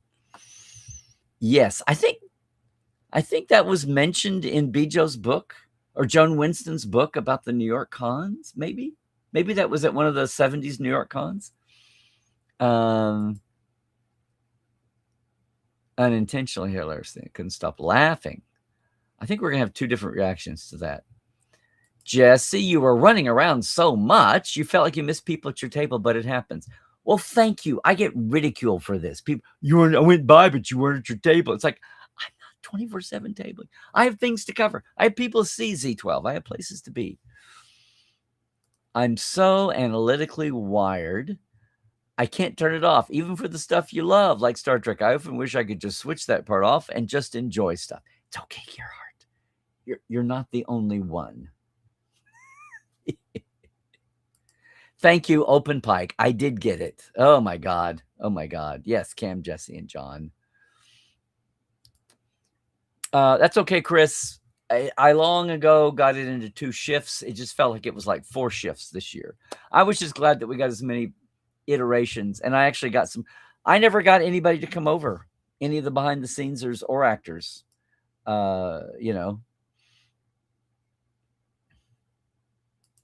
Fun fact, Cam is the grandfather of Crusher Convo, as it was his inspiration to start the pod. Good for that. Good for them. Yeah, they kept circling around and saying hi. It's fine to acknowledge the episodes we don't like. Yeah. Hi, Anna. Survived the cruise and a trip to the UK. That's a well-engineered stem bolt. Yeah, it was. Hi, Anna. I know you've been in here before. I'm trying to remember how we met or talked. I'm sorry, I'm such a blur. It takes me 3 or 4 times to stick with people sometimes. And this situation doesn't help with that. Well, Jesse, we would love to have you when you can. I appreciate you being a Patreoner. Never got to play the Dabo table. That was on you. The one at the side of the, yes. Yes, she did. Lori jumped in big time. It's okay to acknowledge there are episodes you don't like. It's another to moan. Yes, you can be critical, and here's my reasons, but moan about it. That's a very good play. Hey, Duncan. Thanks for the shout out. That Zindian insectoid hatchling was made by your very talented. There we go. Where'd he go? Oh, no, he's already crawled off the hatch. There we go. Oh, no. Thank you again. This was a Sunday night last gasp little handoff. So I think, wasn't it? Thank you, man. And look at you guys blossoming bigger and bigger all the time. She made, this is like, ooh, this might be number 1 or number 10. Because this is, she's honoring your namesake spot, your name origin. Ensign Walsh was mentioned. Okay, there you go. Strange New Worlds ripped off Event Horizon. I guess it's true about a lack of original ideas today. Yeah, you may actually see the next episode may remind you of a certain fan series. Yes, it was. Boo. Ellie just posted a video featuring you and Chris amongst others, but replicator is the right answer. I can just replicate a transporter. Thank you. Oh, yes, she was running around doing that. You can replicate a transporter. I am sad. I missed the landing party this year. It's always fun. Oh, hi, Shaban. Hey, I shouted out your incredible DAX. You do a lot of good stuff, but the DAX just blew me away, and it still does. It's rare that you see someone, the serious cosplay side, go to that much detail. But I think there should be more than the serious side to cosplay. I think everybody should be recognized for it. I just think the idea people, the really creative, oh my God, make you drop your cereal and grab your camera and take a picture, people. What do you say? One bad episode can't make me moan endlessly, moaning about the way an IP. There you go. Did I get it in there? Moaning about the way an IP is being run is a whole different matter, right? Give a shout out to Linda. What a sweetheart. Well, Philip, I know you were there last year for the first time, and you were at San Diego back home. So, yeah. Thanks to extra panel tickets. So maybe next year you were missed, but awesome, Dawson.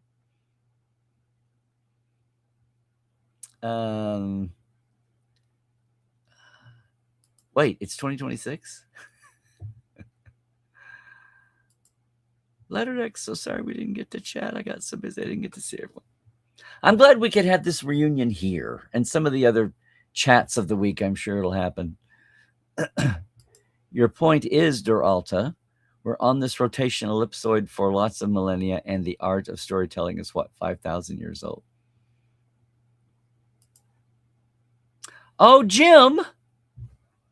My gosh, here you are, Jim. Hello, old friend. The digital key didn't work very well. Oh, I'm sorry. Mine did okay, except I wanted 4, and I got 3, and I had to go back and get the 4th one for Kendra. What is this? Second advert, I got Larry. Adpocalypse. Oh, there you go. Your Cal on Twitch. Okay. All y'all lucky ducks who made it to any or all cons lately, glad for safe travels.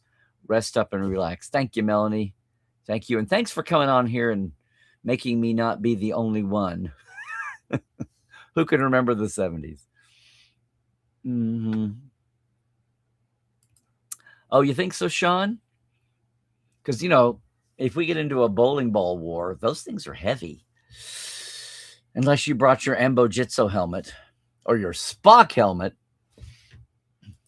One of the incoming writers of DW back in the day DW.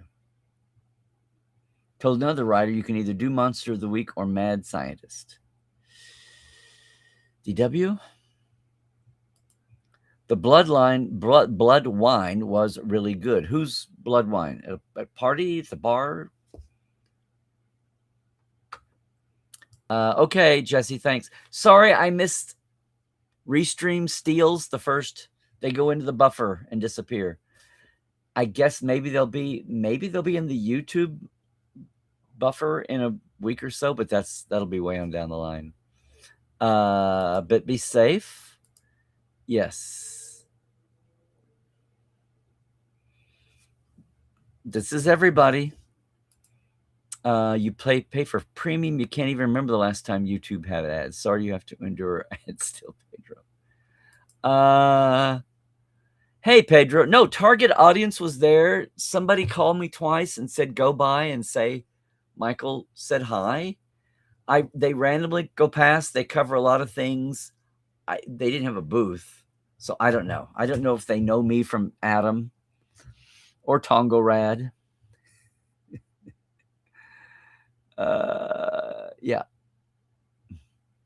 Yes, there was a podcast panel Sunday afternoon, and it had some known folks and some that I know of that I've never had a connection to, and some I'd never heard of before. And that's fine, because I was busy hosting a panel. Either wasn't the Enterprise guys, what I can tell you, before State of the Trek.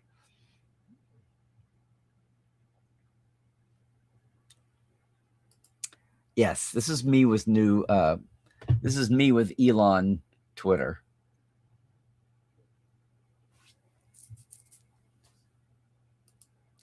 Hey, Chris, good to see you. You're dropping by here. Thanks.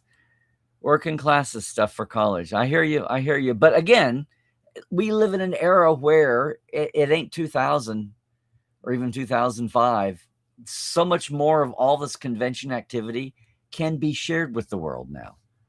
I mean, even before Zooming and YouTube, people were live tweeting, and that was a huge step. You would get way more than just people have mentioned how to target audience avoid spoilers. I mean, it must be so difficult too, and they're really strict on their videos about spoilers. Hey, Better Videos 360s. After years of wanting to go, you finally scraped together the dollars in 2021. That was it, right? 2 days out, my wife came down with COVID. I had to cancel. You lost $1,000. Creation, lodging, refused refunds. I am so sorry, man. It's like you had double casualties. Well, I hope your wife, got through it. 2021 was the delayed one, and then 2022 was we got into this. 2021 was the Bally's, and 2022 was the delayed.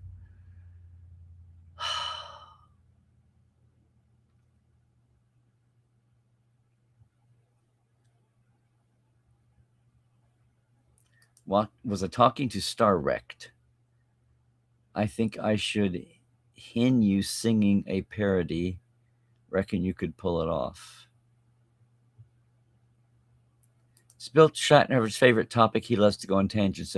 The Trek movie bunch, maybe somebody else, but there's a Shatner bingo. It's like they have a database. Somebody puts together a card. There's a database of 30 or 40 Shatner topics, and they generate bingo cards, and everybody has a Shatner, and they play digitally. I did not know until dinner Sunday night, but that's a thing.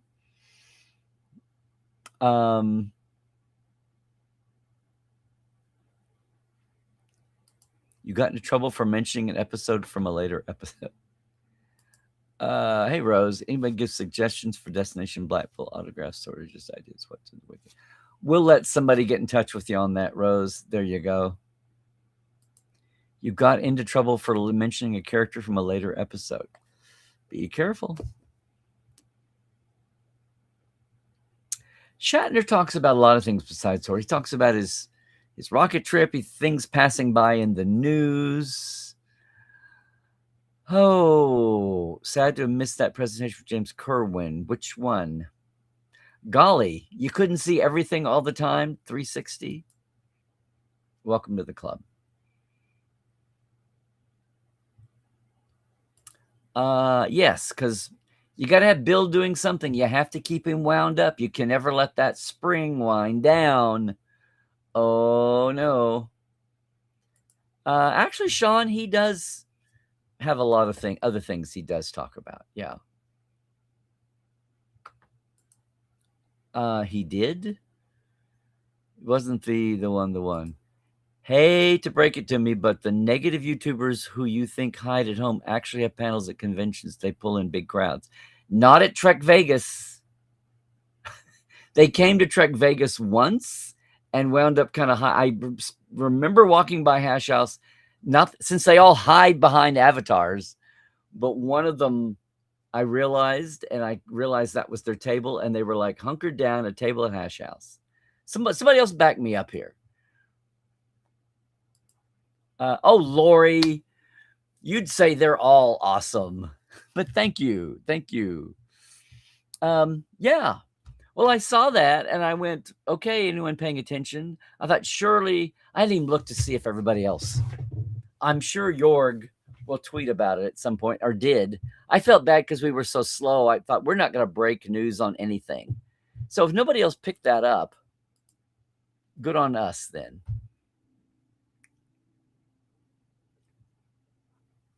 You know, there's did old guys on tour. Yeah, of course. Too tied to see, Philip, you're using like large multi-syllable real words that they don't deserve.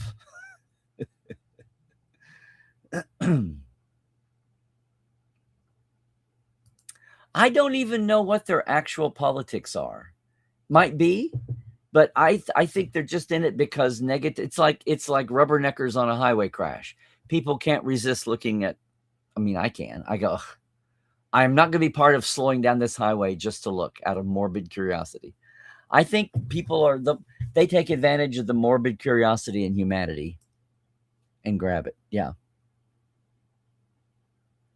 Some maybe dyed in the wool sincere, but a lot of that is just people. That's how they're going to make their bucks, and they decided that the weird negativity brings more eyeballs than on the nose sincerity, honest. Yeah. Hey, Jim. Lower decks. Where did that come from? Did I miss a cue somewhere? Yeah, this. Again, it's taken us a while to figure. 2017, this all hit us out of the blue, weirdly. And it's taken a few years to figure that out. The pandemic helped expose some of that, rip the Band-Aid off the secret. Pay no attention to that man behind the curtain.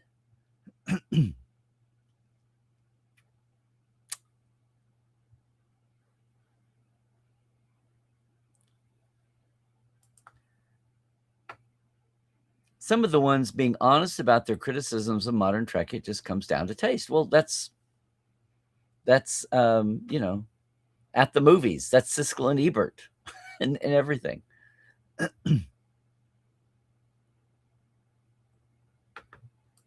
Yeah, the trouble is what's legitimate and what goes off the deep end. And criticism has been a thing for ages. Some people don't want to look at the history of it. There you go.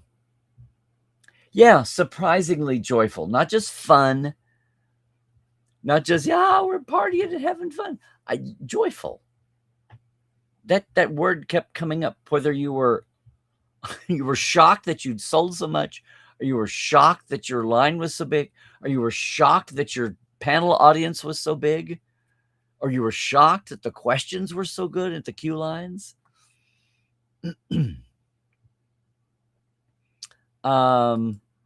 One more year. Hi, Paul. What do you mean one more year? Not sure. Hey, Melanie. Yeah, well, I wish Wills was keeping us busier. That's going to be a long slog, sadly. That's not what a lot of these toxic tubers are doing. In fact, many of the criticisms become heavily more critical of gender and race issues. Jim Strait, one more decade for you and me to be walking the earth. Yeah. I hear the president of the United States has turned into Sam Fisher or Solid Snake. I don't even know what that means, Pedro. um, I think we're having some cross-cultural English translations there. Yeah. Hi, Christoph. Hi. Thank you for jumping in to be chat cop. Yes. See, I hadn't even had time to see what the Outer Worlds said about it. Its worst reviewed episode during STLV, indeed an unfortunate coincidence. You better believe it. And it was so good to see Casey Shafsky. I think we got yeah.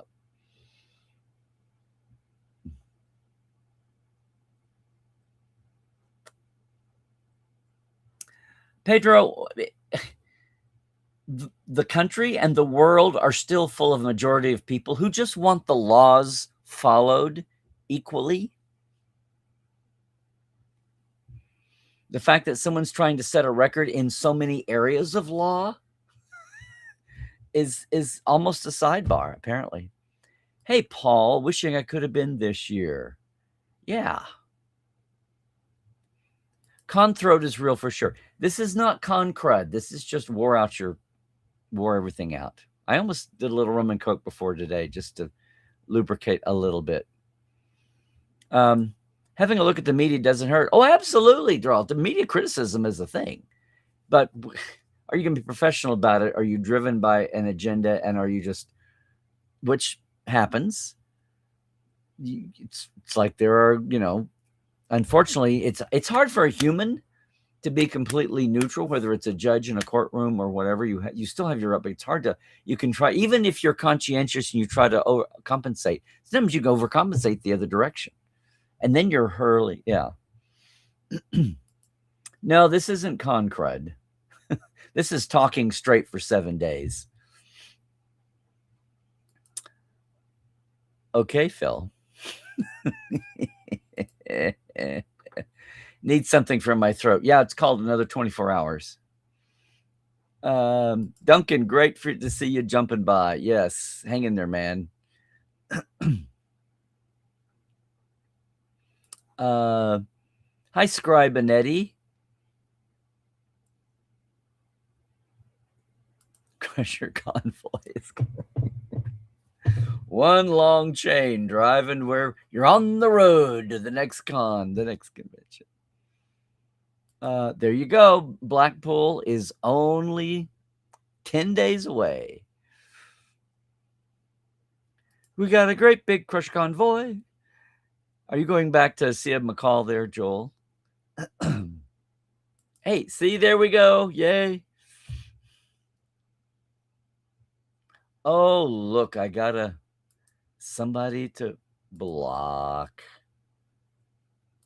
Yes. Did get to talk to Derek. See, I always said Derek, and I saw people calling him Tyler.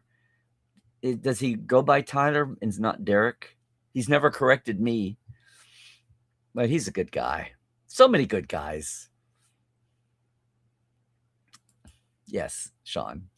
No time to talk about time. It's hey, visual effects star. So brutal right now out here. 4 years unemployed from the entertainment industry with no relief in sight. Man, the folks who do this, make this, we're not doing great. Merger, streaming, AI, inevitableness. I thought I was starting to see little glimmers, and now Ellison is threatening to leave LA with Paramount and or Warner's if he doesn't get what he wants. Thanks for dropping by, man, but yeesh. Hang in there. Liz Kozlowska gave a great response / speech, a little 3-minute compact, you would say rant. It was an intense position about how Americans, by not having, government-run healthcare, but not having healthcare as a service, like highways and firemen, firefighters, and everything else.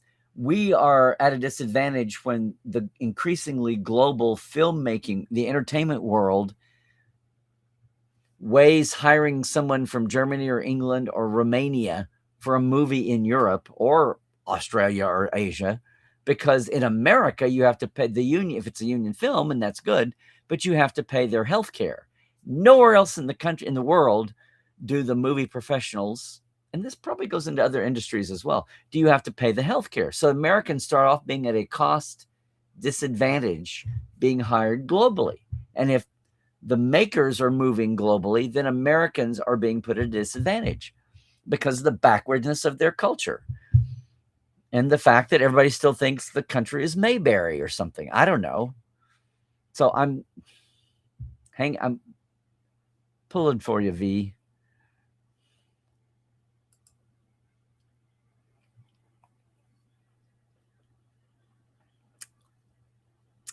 Well, yes, Paul, because no one with authority to talk about that, even if there are decisions made, was paneling. However, the topics, as I try to do, the topics are continually being brought to people who are unaware of the issues. So there was a huge, if you're looking for headlines, no. If you're looking for education and awareness, there was a huge bunch of that.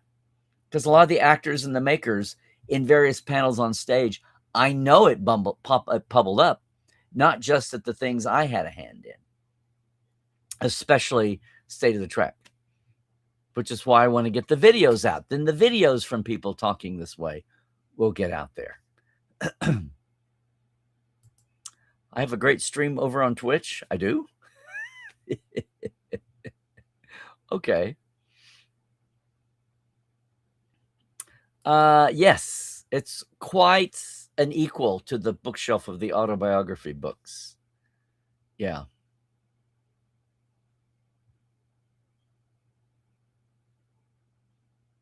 There is no official con anymore for Trek. The only official event is the cruise at the moment.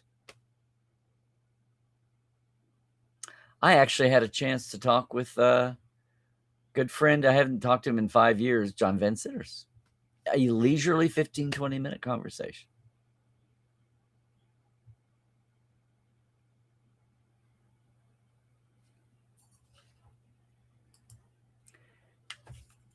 Exactly, Jim. STLV is just Star Trek. It's about the only place left in the world that's it's only Star Trek. If you don't want to share space or time or crowds with everybody else, that's your pinnacle. Exactly. What am I having to drink? It's just Diet DP. Since Diet Coke Splenda was a casualty of the pandemic. Splenda, which eats your brain slower than everything else. Well, Joel, official announcements used to be made at Star Trek Vegas when it was licensed. But now that's gone away, and they save the big news for the big cons that have a big big spotlight trained on them when the other franchises are making their big headlines. So, here's the big news from all these others. Star Trek isn't small potatoes. We're having our big news too. And while the national media is there, Star Trek isn't left out. So if you're going to have unlicensed, if you're not going to have official conventions, then go to the big ones where everybody else is. So yes, as I've been saying all along, if it's not said at San Diego, and we kind of knew that because other things are happening, there's a timeline ticking waiting on a certain person's contract to end before big news is made, and all eyes are going to be on New York. In fact, I think that'll be the title for TTL the week of New York Comic-Con. All Trek eyes are on, yeah. Oh, really? Just to hear. Oh my God, Chris, you're just now flying home. Wow. I thought this said finally bearded first. Mm-mm-mm.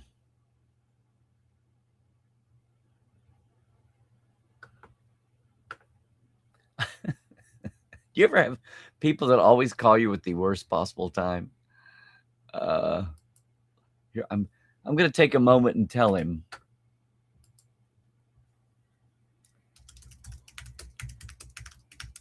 You always have great timing.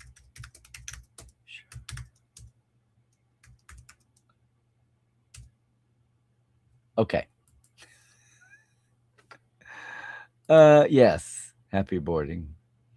You're expecting me to tell you what? I don't know. Fly safe, Chris. Absolutely.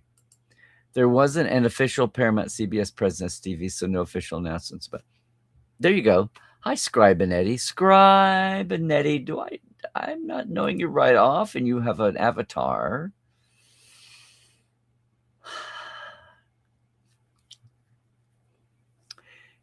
And you're hearing me talk about reposting only just now. Wow, that was a loop.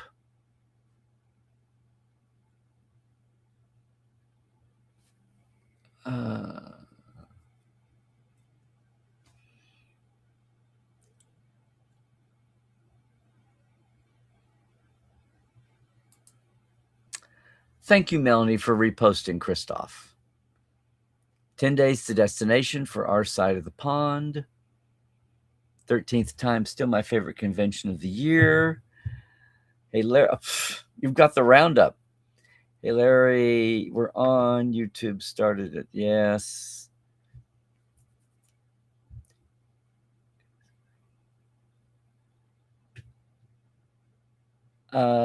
Chris Chaplin is saying it was their first. Enjoyed the Picard panel. Yay. Yes. Much, much richer than I had any chance. But that's when you lean into the curve and let the actors do their pop them up, and then great questions that you couldn't see coming. And I was so worried that Michelle is an activist and can be passionate, and Jonathan can talk about his projects. And I knew they were, but I was worried about Santiago. I'd never been on stage with him or seen him in a real situation other than being handled for PR events. And he was great on his own, and he had fans in the audience from non-Trek things, which was very educational for everybody in the room who might have wondered the same thing I did. It was great up and down the line.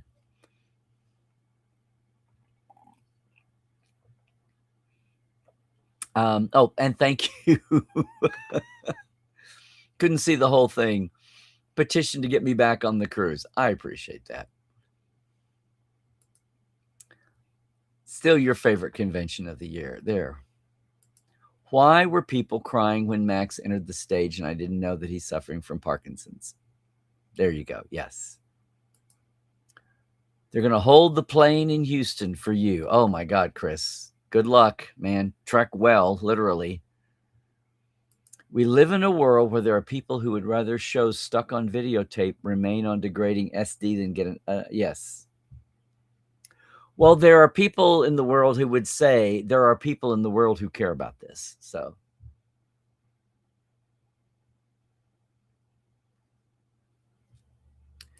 you should probably have to discuss the appearance of the original Enterprise production model. Oh, yes. Well, it was at San Diego, and a lot of people saw it there. A lot of people saw it here. The archive. Absolutely. Yes. I'm sorry. I don't mean to make it sound like it's getting to be old news, but I did a little bit with it there, but I did a ton with it from San Diego.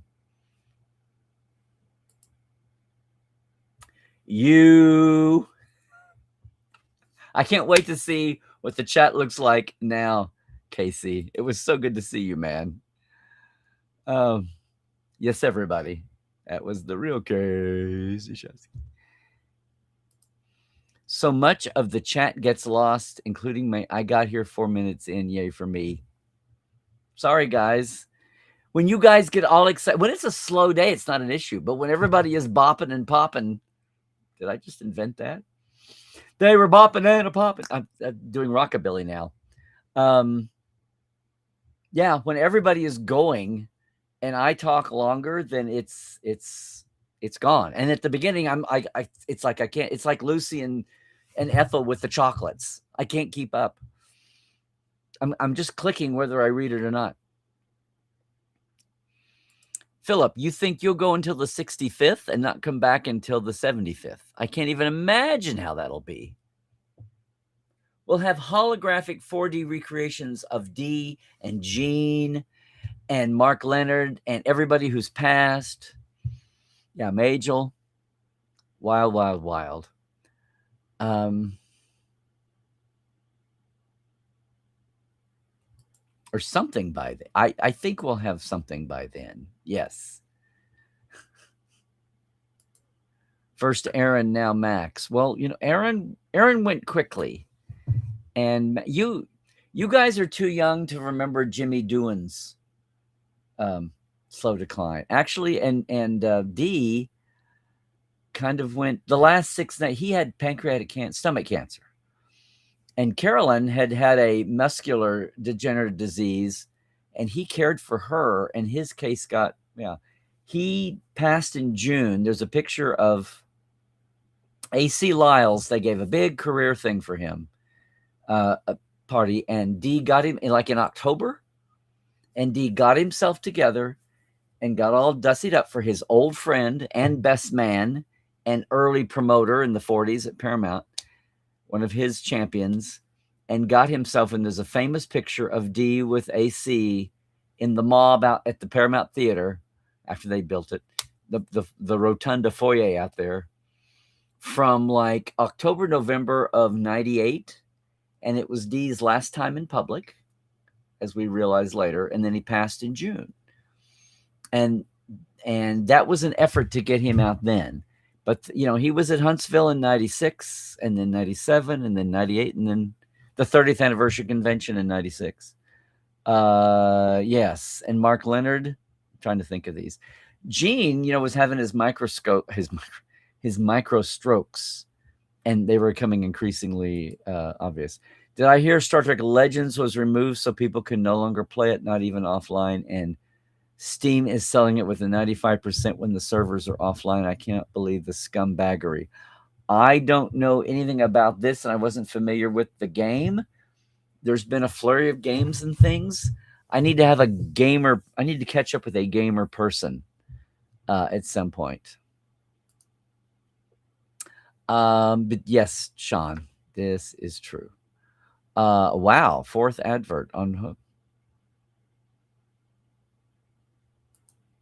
When we'll be here next week, I'm not 42 anymore because I'm 23 on that day.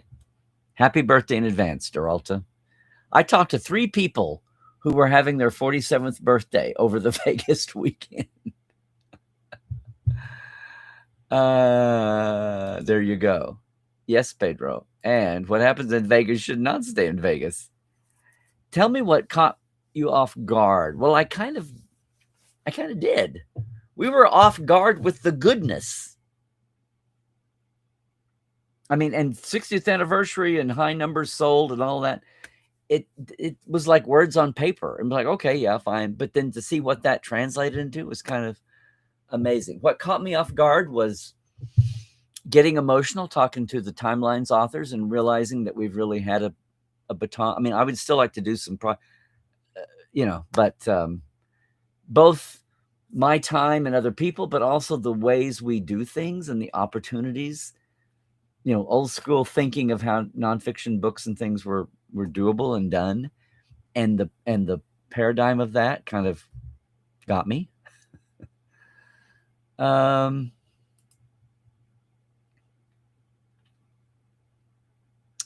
Pedro, I have no idea. I know that the room was absolutely chock full. I know that. So, as I say, check your sources. Get a variety. Thank you, Chris. Yes. Thank you, Rose. Good night. You guys enjoy Blackpool, Destination Blackpool. Shaban, yes, that's you. Glad you were still around. I'm telling you that Dax, the layers of Dax blew me away. And it was in San Francisco-ish, so that was cool. So with To the Journey, did they remaster any Voyager footage? Yes, they did. They did a little bit. Not as much as the DS9, but they did do much.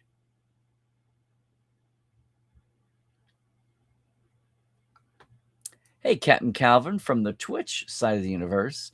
Once had the honor to meet Ronnie Cox roughly 21 years ago. Very nice guy, very friendly, and he and his Matchbook Orchestra did a concert. Did I ever get to meet Ronnie Cox? Maybe on the fly. I've never interviewed him. This is so goofy. I mean, you think of Jellicoe, and Ronnie Cox has had this huge career, and he's played bad guys and movies and things. But you're gonna laugh. The first time I remember Ronnie Cox, The Waltons was such a big series, and they tried to do a spin-off, not a spin-off, but the creators tried to a feel-good family show, but instead of being set in the 30s and the Depression, it was set modern day, and it was called Apple's Way. And it was about his family, and he was the father of this big family. I guess their last name was Apple. It was called Apple's Way, and for as huge as the Waltons was, Apple's Way did not last a season. But I can always remember that Ronnie Cox was the lead in Apple's Way, the producers' follow-up to the Waltons, which was a complete opposite. I don't know, it may have been to Milk Toast, I don't know. But yeah, and I was glad to see that he at least had a hit with Jellicoe. And Prodigy coming back. Refresh, and it worked. Turn it on, turn it off, huh? As far as ingenuity of costumes, still remember the creature from John Carpenter's Dark Star, just a beach ball with Black Lagoon creature feet. Yeah. Yep. Hey, Lori, the idea of homemade cosplays, not the professional looking ones, like you said, both okay, but it should be separate category in those with them. I was really kind of surprised. I know Muhammad's got this down. He's got a system. It'll be great. It won't take long. You can get through people. And I'm like, awesome. That's good for me. But I felt bad that we couldn't give weight to the people. No letting go. So sorry, Pedro, but yeah. The kleine exot is exot as in exotic.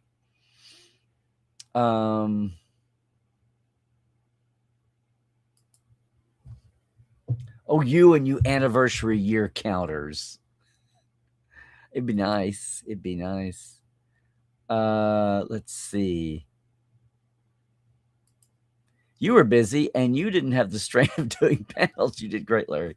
Well, some of those panels I was just on. I didn't have to, like the licensee panel and the one about the finales. I got them submitted, but I wasn't the moderator. I helped get them submitted. Ryan said that they had 30 panel submissions that they had to leave behind because they didn't have room. And the Trexpert stage stayed empty on Wednesday.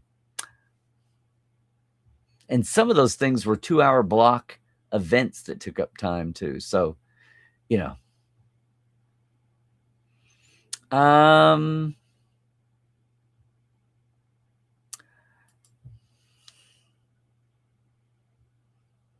thank you.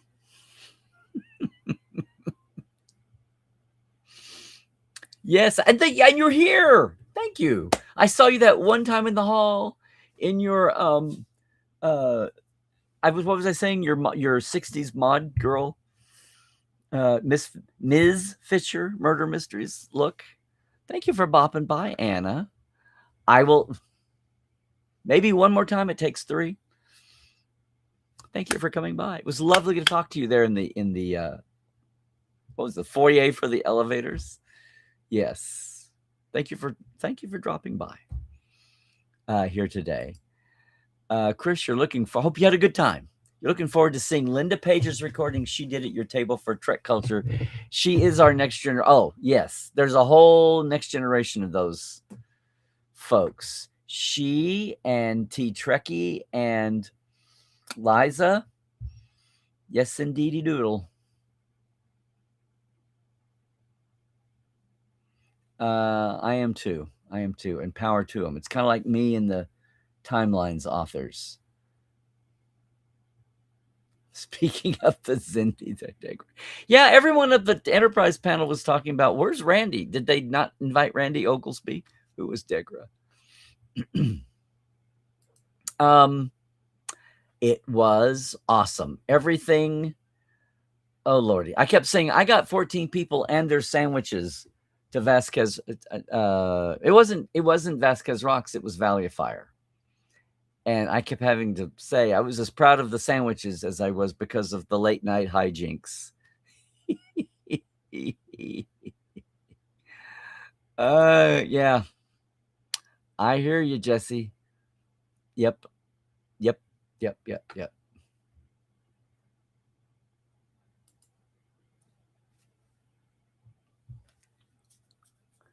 You handwrite your grumbles in a black book and keep it to yourself. Okay, that's kind of like a therapy-ish or something. Very true. Very true. Yeah, the entrepreneurial things that you can do. Patreon came along when I was learning to do things from scratch. Kind of like the way we almost brought back the official fan club, and we're going to build all this infrastructure. And then within a couple years, Facebook could have done it all as a built thing. Of course, you would have been using Facebook, and 10 years later might have regretted it. But DW is either Darkwing Walk or Doctor Who. Doctor Who. I'm just sorry, guys. I'm still brain fried. You're going to throw me into another franchise?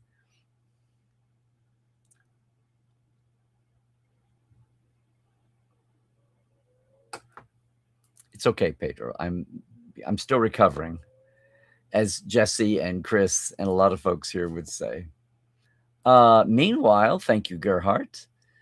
What are you trying to do? Pull a little Euro midday Portal 47 Ask Dr. Trek here, Gerhardt? In European convention news, FedCon is stocking up on TNG stars for 2027. I like your verb use. Jonathan Frakes, Marina, and Marina won't do American conventions now. Unless I think if somebody dropped a ton on her, all for FedCon and Nicole as a start. Because it's the anniversary. Next year is a 7-year, so then it must be yeah.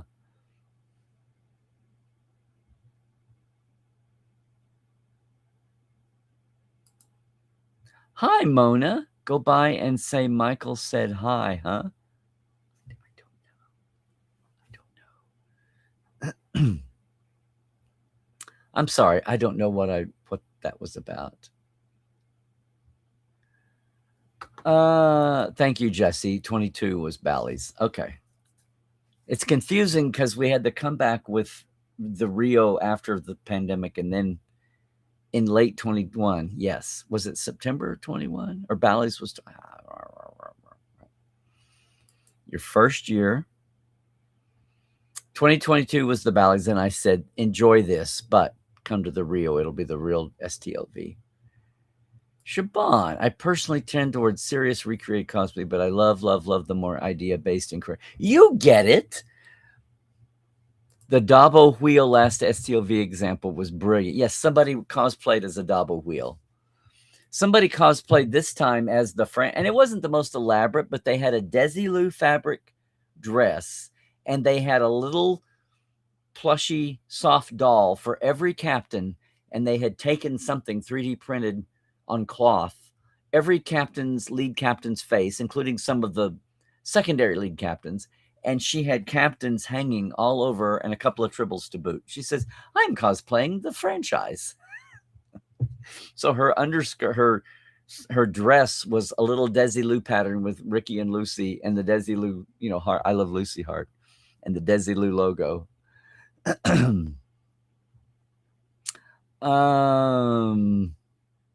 Okay, we're ad blockering. Some of the YouTubers went to Vegas and hung out with Clint Howard. Okay.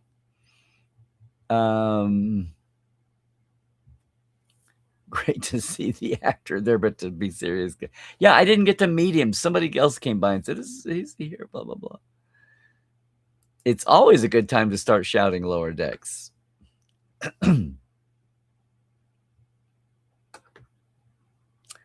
Okay, yes.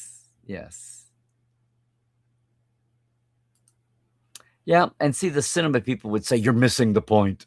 But some of this is financial. Your shocking moment was someone asked me to sign a book he had. He wanted all the podcasters he listened to sign it. I was so honored. Well, that's sweet. That's awesome. Yeah, when people come by and want me to sign something I had nothing to do with, I'm like, what? Especially when it's something valuable. But okay. Shout out to Fernando from Brazil, was eaten by the comment gobbler. So I will put it here. There you go, Joel.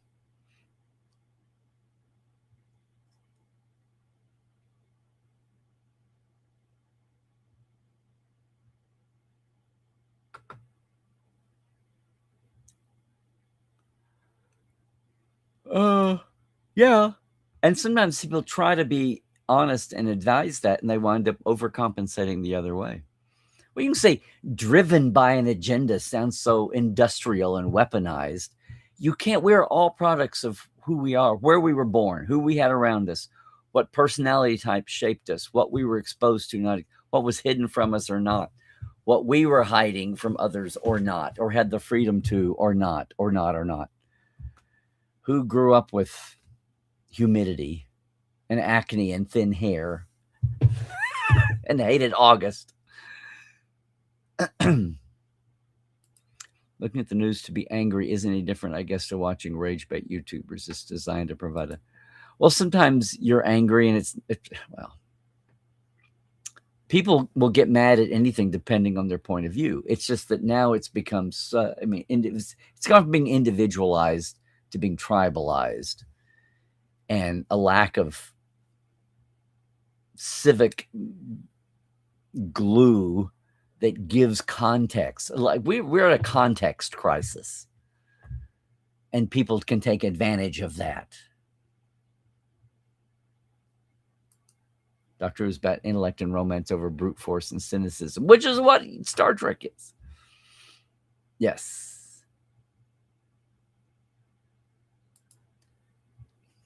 There you go. You're welcome, everybody who comes by my chat on the long road from here to there. Yep. Great chat with Derek. Talking about stem bolt, Derek.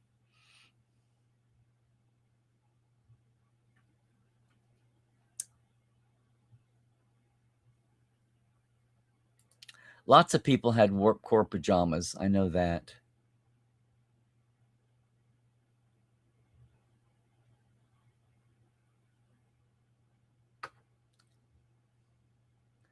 You were rocking warp core PJs every night at the con. There you go.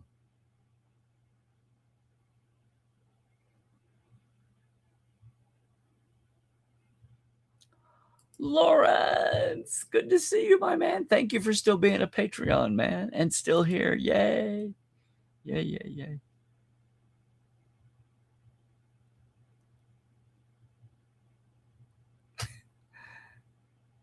Peter, Paul, and Mary. Peter, Paul, Mounds. Almond Joy's got nuts. Mounds don't, because sometimes you feel like a nut. Sometimes you don't. Almond Joy's got nuts. Mounds don't. Unions exist everywhere, but people are less of a job's worth in other countries. We just get on with it. None of this stuff, not certain people can touch light strands. It's that people just muck in. Okay.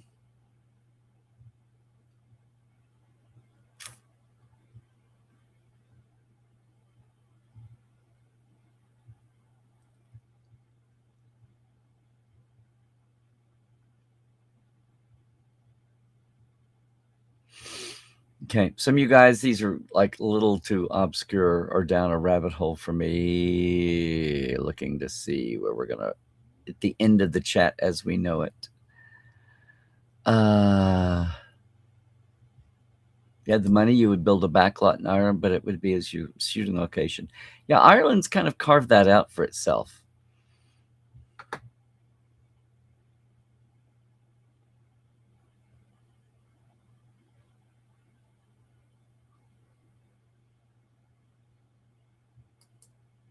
This is where we live in. Bopping and popping. Sandra Pillar asked me. Sandra's going to be trying to find ways to highlight insurrection. And there are a lot of people that enjoy insurrection, but have the fun ways that you can't help but Hey, everything's in the family, right? Bopping and popping and topping and shopping. Now cut that out. That's it. That's Jack Benny's phrase. Now cut that out. You have to do this. Now cut that out. They won't have holograms at a C-Slayer. Everyone is against AI recreations. I imagine they'd be in uproar, maybe, unless the families controlled the estates, the families controlled it. Nobody's against AI holograms. It's who's controlling it. Did you lose control of your own legacy? Did your estate or your family lose control of your own legacy? Like the Teddy Roosevelt one at the Badlands National Park. I'd love to have a Will Rogers one. Claremore's working on it. We'd love to have one down here. Since Paramount shut down Stage 9, maybe they could use the IP and do it properly. Okay,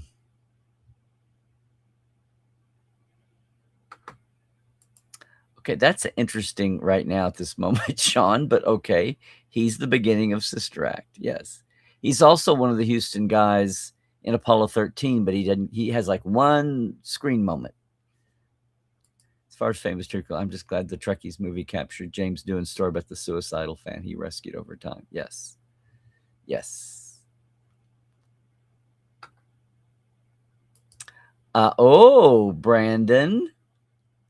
Wow, Brandon, you'll be 46. Well, you've been a Portale for 10 years. Wow. Really? I take it all back. Roll it back. Hey, old man, hang in there. Hang in there. It was packed. Yes, it was jam-packed. I'm going to, if I say it was the only time that room was full or close to full. Not a spin-off as in one of the characters started a show, but the producers sold another show that was a family-style feel-good show. Yes.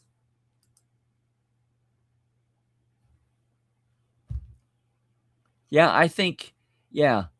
Ronnie Cox wound up playing assholes and bad guys.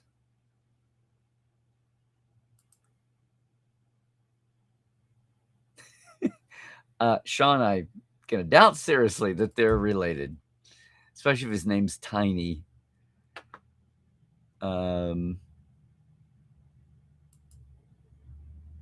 Alrighty then. Okay.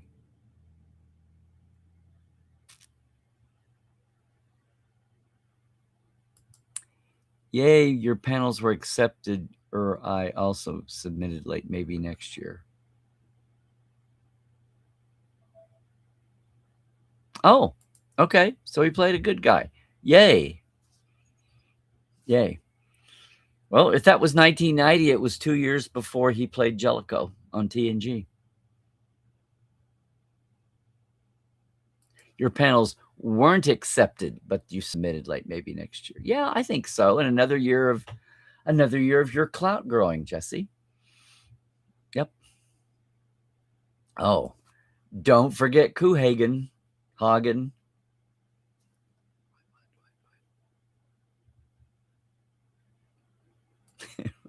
Okay, we're just playing spin the IMBD wheel now. Okay, and the chat. Anybody have a question for me? I'm so glad that you guys.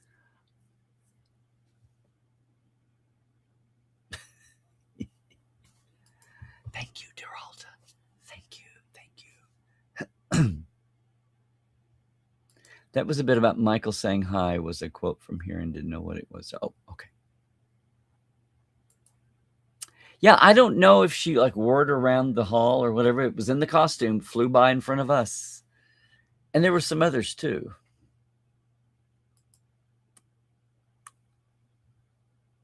It was last year, I believe I saw. By the way, should also have a talk to Chuck Wagner from Automan and also to the guy who played Walter Nebusher on that show. Why? Desi Arnaz Jr. Okay, but did he do a Trek?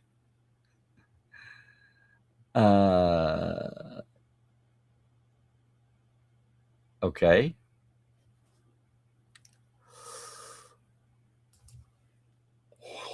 And the humidity, if you grew up right, the humidity and lack of wind. Dead wind, 90-degree days or 100 degrees and 90% humidity and no air.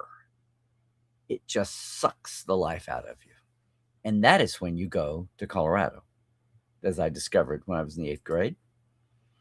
I cried because I didn't hate August. You can live somewhere and not hate August.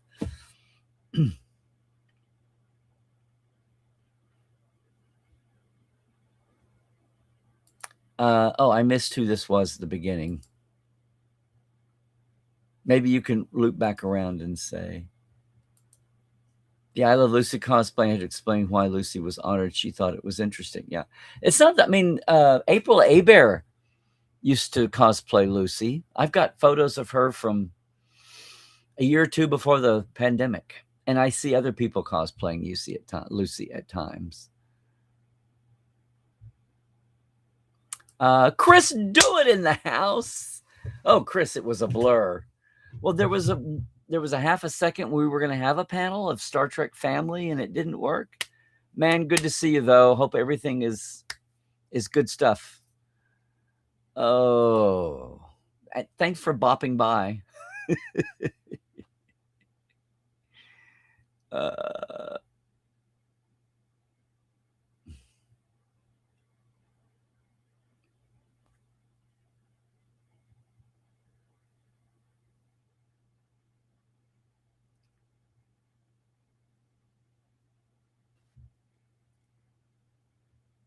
Well, then Sandra Pillar is going to be very happy to hear from you and anyone else you can round up.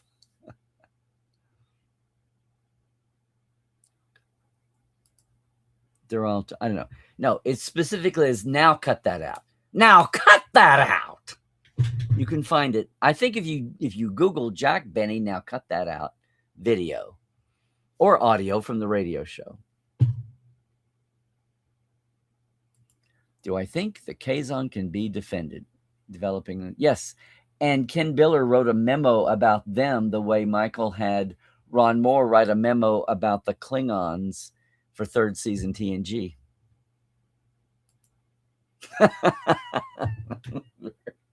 Very cute, Mona. Didn't know he was 39. Quit hagging on his age there. Yeah. Okay, now we're in the birthday gallery, everybody. I'm going to just thank you. Thank you. Okay, Mona, there you go. Now you're corrected. Yes, 39. 39. Well, good night. Good night. Vicky Thompson. Hi, Vicky. First time to TTL here?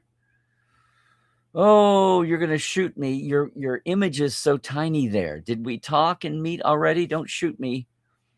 But here is how I can start cementing a name and a face. What's my favorite Star Trek series? I can't answer that. Not when you had 20 years with your first Trek was the original series for 20 years alone in a bubble. And then TNG comes out and it's hot and new and you get to write the book for it. And then you meet the people making DS9 and Voyager. And Enterprise is the show you'd wanted for 20 years, although they didn't finish it and people gripe about it being bad. Lower Decks is in close second by Prodigy is probably my favorite of the modern shows. Although it's not member berries. They took those characters and brought them forward. 3rd season Picard. So I don't have a favorite. Yes. You should throw out the spectrum as green and just get in the lineup.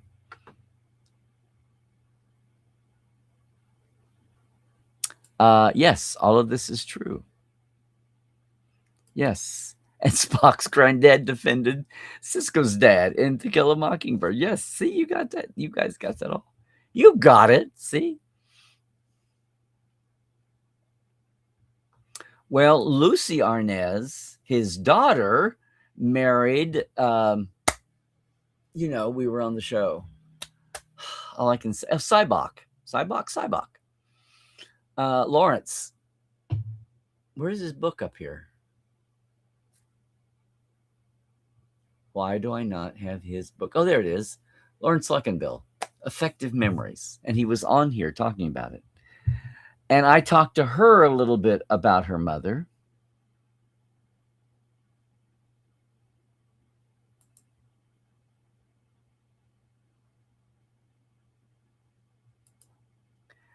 It does every other time of year except August when the humidity is highest.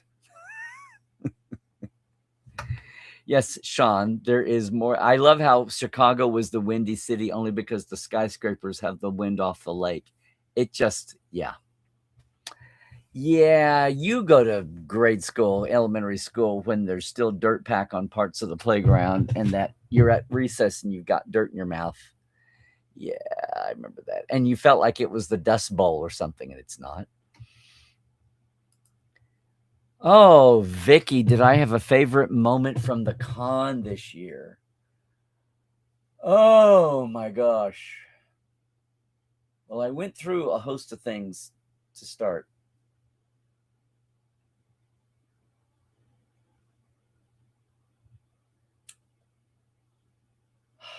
Like I said, I had an unexpectedly verklempt moment with the Timelines authors. Watching the questions be so good from my high stakes Picard main stage panel. Seeing a few people that I didn't know if I'd get to see, just friends. But a highlight standout moment, oh my gosh. Just seeing everything work so well and not follow, like the tour I did, landing party number 16. Just seeing so many people again, people that live around the country that I haven't seen. Seeing an old friend that I hadn't seen in 10 years, a friend Eve. I say 10. Maybe from before the pandemic. I mean, I have some regrets. I miss, little things. I miss seeing Michael Westmore and the day he was there. I was trying to see Eddie Egan. Talked to Ralph Winter a couple of times. I still need to get him down for either Trek Files or Portal 47. Little regrets like that. So just so many of the actors I didn't get to say hi to or boo. Some of the Academy cast. I want to say hi to Gina again after the cruise. I mean, little things like that were little regrets. But wow, favorite moment.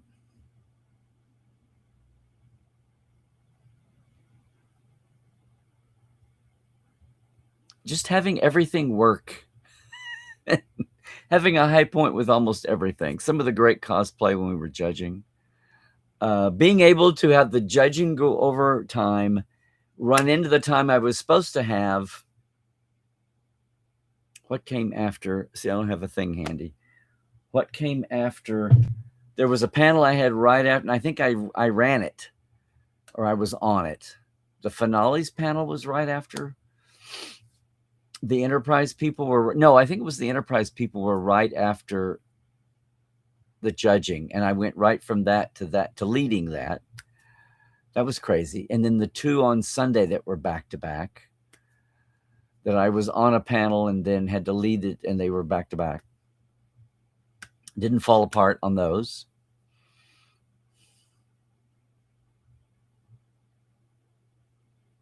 Yeah. Sorry. Oh, did I get it down to 5 or 6? Hey, Christian. You're welcome. You wouldn't say that if my writers were here. That's true. Well, the first one. Yes. Absolutely. Yay. Thank you for being here. Vicky is an awesome. See, no strangers, just strangers to me. Okay, good. Awesome. Well, thank you for popping by, Vicky. You weren't at Vegas, were you, my dear? Or maybe you were. Again, I'm still. Look at all the howdy doos you're getting. Okay. Maybe.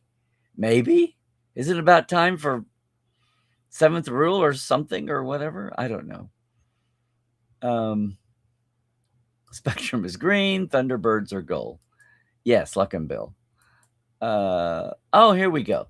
First time here, but I followed Larry's work since the night. Oh, you're so sweet.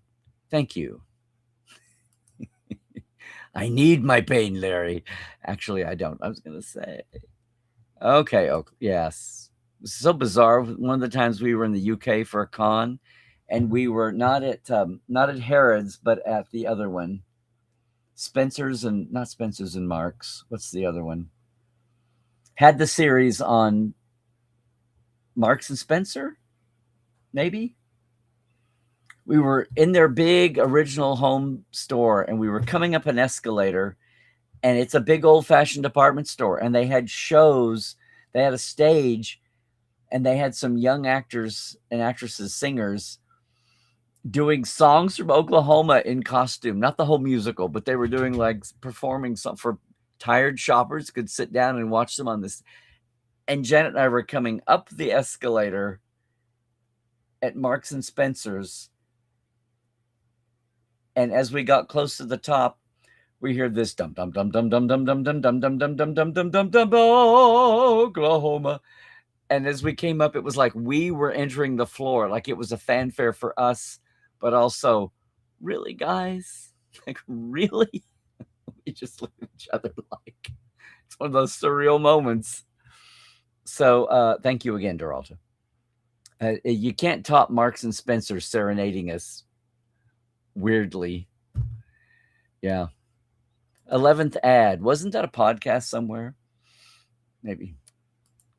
Cybot being married to Lucy Arnaz is such a flex. Yes.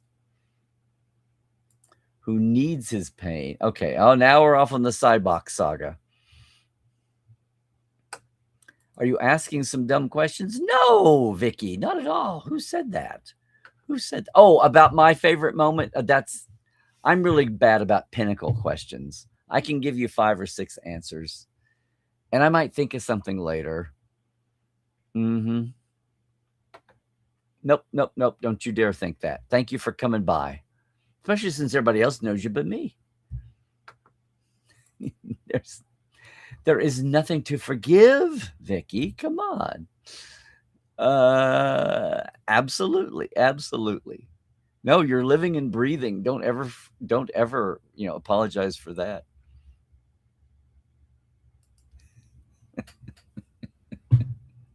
Which I could answer, but it was going to be a whole seminar. So, yes.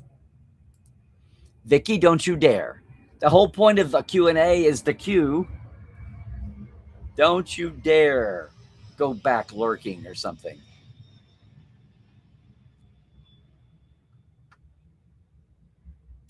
Well, they just didn't have any imagination. They just didn't. Yeah. Spectrum is how green was my valley, because why not? So I'm really waiting for somebody's deep cut here when they jump from Spectrum is green to how green was my valley to Green Grow the Lilacs, which was anybody? Green Grow the Lilacs was a stage play in the 30s, which was the play that the musical Oklahoma was based on. And the author was, I've gone blank on his name, shame on me. The author was yet another, Lynn Riggs. Lynn Riggs was yet another person born famous in Claremore, Oklahoma. Not born famous, but a famous person born in Claremore, Oklahoma, along with Will Rogers, actually Ulaga out of town, and Patty Page. Little small town has all these famous people. Oh my gosh. Martina from Prague. Oh, it's been so many years since we were in Prague. It's probably been 20 years since I was in Prague. And Janet and I. I'm glad you could. And what is it? It's 9 hours? Oh, good Lord. The middle of the night? Or midnight? Yes. It is the end of the chat as we know it, and we feel fine. Marks and Spencer's, yes. Rob, you were on the tour, and here you are. Thanks for the Valley of Fire tour this year. This was your 5th STLV, your first in 2011. Wish I could come every year from the UK LLAP. Rob, you got me choked up. Thank you, man. Thank you. If you're ever back in LA, you save up the pennies and get back to LA. We'll do have me do a day tour here with you. Who is this? Greetings, Dr. Trek. Excellent meeting you last week. Forgot to ask you, which of the Trek films do you rewatch the most?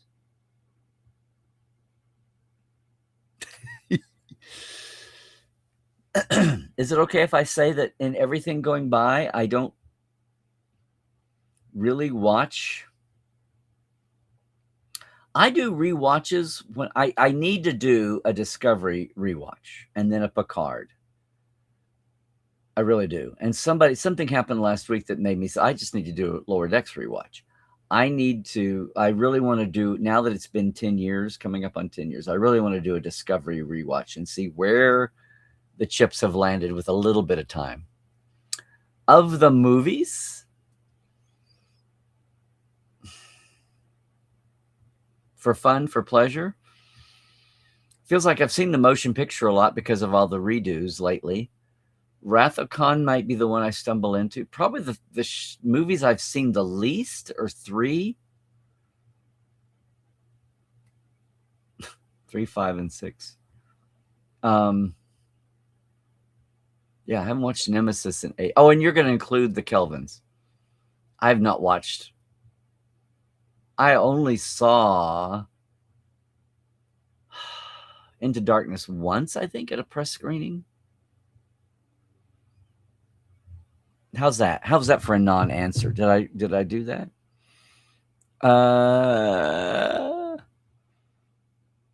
Wow, but thank you for coming by. I'm sitting here madly trying to look at your avatar.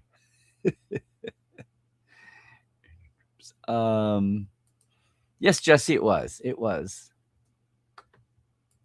The whole thing about the Q&A is the Q, the things we hear from the writers from TNG.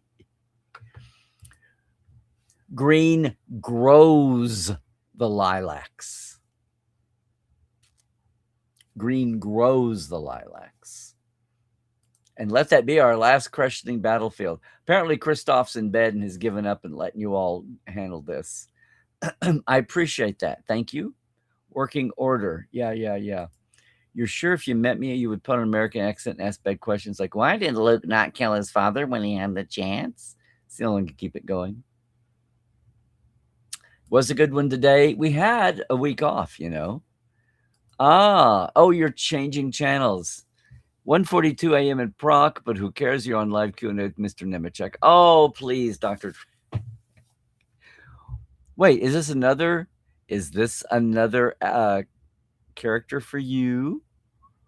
What's going on here? Is this 2 of you or the same channel, both on YouTube? Anyway, Satart. And I'm on live with you. Thank you for staying up. It's Wednesday morning, right? Yes. Coming up on 2 a.m. CET. Yikes. Oh, look, everybody chiming in from your other late night night owls. Yeah, Wrath of Khan 6 or First Contact. That's kind of a safe thing. There you go. Okay, now we're into the movie discussion round.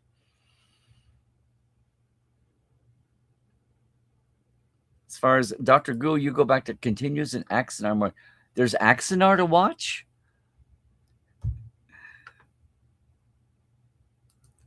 Oh, that you said Woodrow Wilson. Yeah. Hello, neighbor.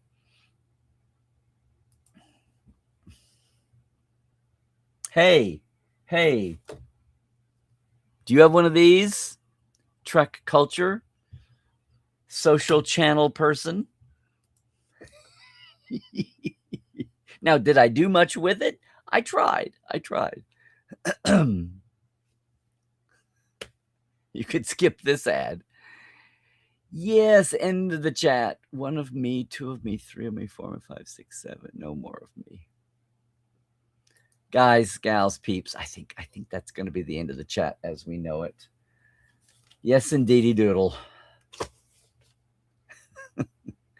I Jess, the little tiny mics are so ridiculously a thing of YouTubers. I just every time because YouTube people they're not settled, and they talk like this and they wave it around. If it has the stupid little fuzzball on top, I just want to grab it and go, would you please not use, you have to be so stereotypically 2026. Like, please don't be token. Please don't be stereotypical with that thing. It's so goofball. Yes, yes, yes. Everybody, thanks a million for being here. Hope we're having a good time. Did you see I had this with me for Vegas, and I wore it one night for about an hour. Something was kind of weird. I was out of marketing uniform. But thanks everybody for being in. Once again, thanks to all of our Patreon folk, our very simple Patreon. If you would like to jump in and help us out here on my humble little Trekland online network, it's just $5, $10, patreon.com/Trekland Live for the shout out. And supposedly the early years Portal 47 interviews that I owe everybody so much. That's my Patreon. Don't forget there is a Roddenberry Mission Log Patreon, so that as well as all the other Roddenberry pods and groups and meetups, you can catch the Trek Files on any pod platform, including thetrekfiles.com on Memory Alpha, all 14 seasons with all the hot links right there. The documents of the week, the only podcast with homework, paperwork. New one out today, the one we missed last week. Our meetup for official Trekophile spelled with an F is every other Monday at 4 p.m. Pacific, 7 Eastern on the Roddenberry Patreon Mission Log Discord. It's only $1 a month minimum, and you get access to all the Roddenberry stuff and all the members and all the member berries and boards. And if you're coming to STLV, it gets you into the Roddenberry Patreon party that was a great time had by all. They always have these are the name badges they always have for us at the thing. We always have little giveaways from the party. If you put something into the pot for the party, that's always Wednesday night now as a fixture. That's all going on. Of course, all the socials. Boy, do I need to update these. Larry at Blue Sky and Twitter, Larry's Trekland on Facebook and Instagram, portal47.net. No need for the post-con blues, as we used to say, with portal47.net. It's a mini-con all year long for backstage folks anyway. And why not know about the cake that holds up the pretty icing actors? And sometimes the cake is pretty damn exciting too. Gang, thank you so much for being here and letting me download from Vegas. If now the good Kalis will and the creek don't rise too high, and if he's still listening, hopefully we'll be coming and talking about Trek Vegas. I'll be on with Sean on Trek Culture here in a few days, sharing some other angles and thoughts as well. But thanks for letting me do a dress rehearsal here. I have a feeling that far more people will see it over there than saw it here. But thank you guys. I really appreciate the Tuesday crowd, the TTLers. And we skipped last week, but we're smooth sailing into the 60th for real anniversary. Everything coming up down the pike. Hopefully we will see how many big swings they keep insisting on taking on Strange New, and all things to come. Still a lot of surprises in the 60th year. We're still digesting news, and yes, waiting on the actual headlines, probably being held back for New York Comic Con. All right. Portal 47ers, tomorrow nights are August. Tomorrow night, yes. Delayed a week, our August Ask Dr. Trek Roundtable. For the Portales, anyway, you can always, I said you can join the Portales and be there with us. Otherwise, gang, we're out of here. Please, please, please don't overlook this. Stay healthy, do all the things. Stay awoke, check the sources, and trek well, everybody.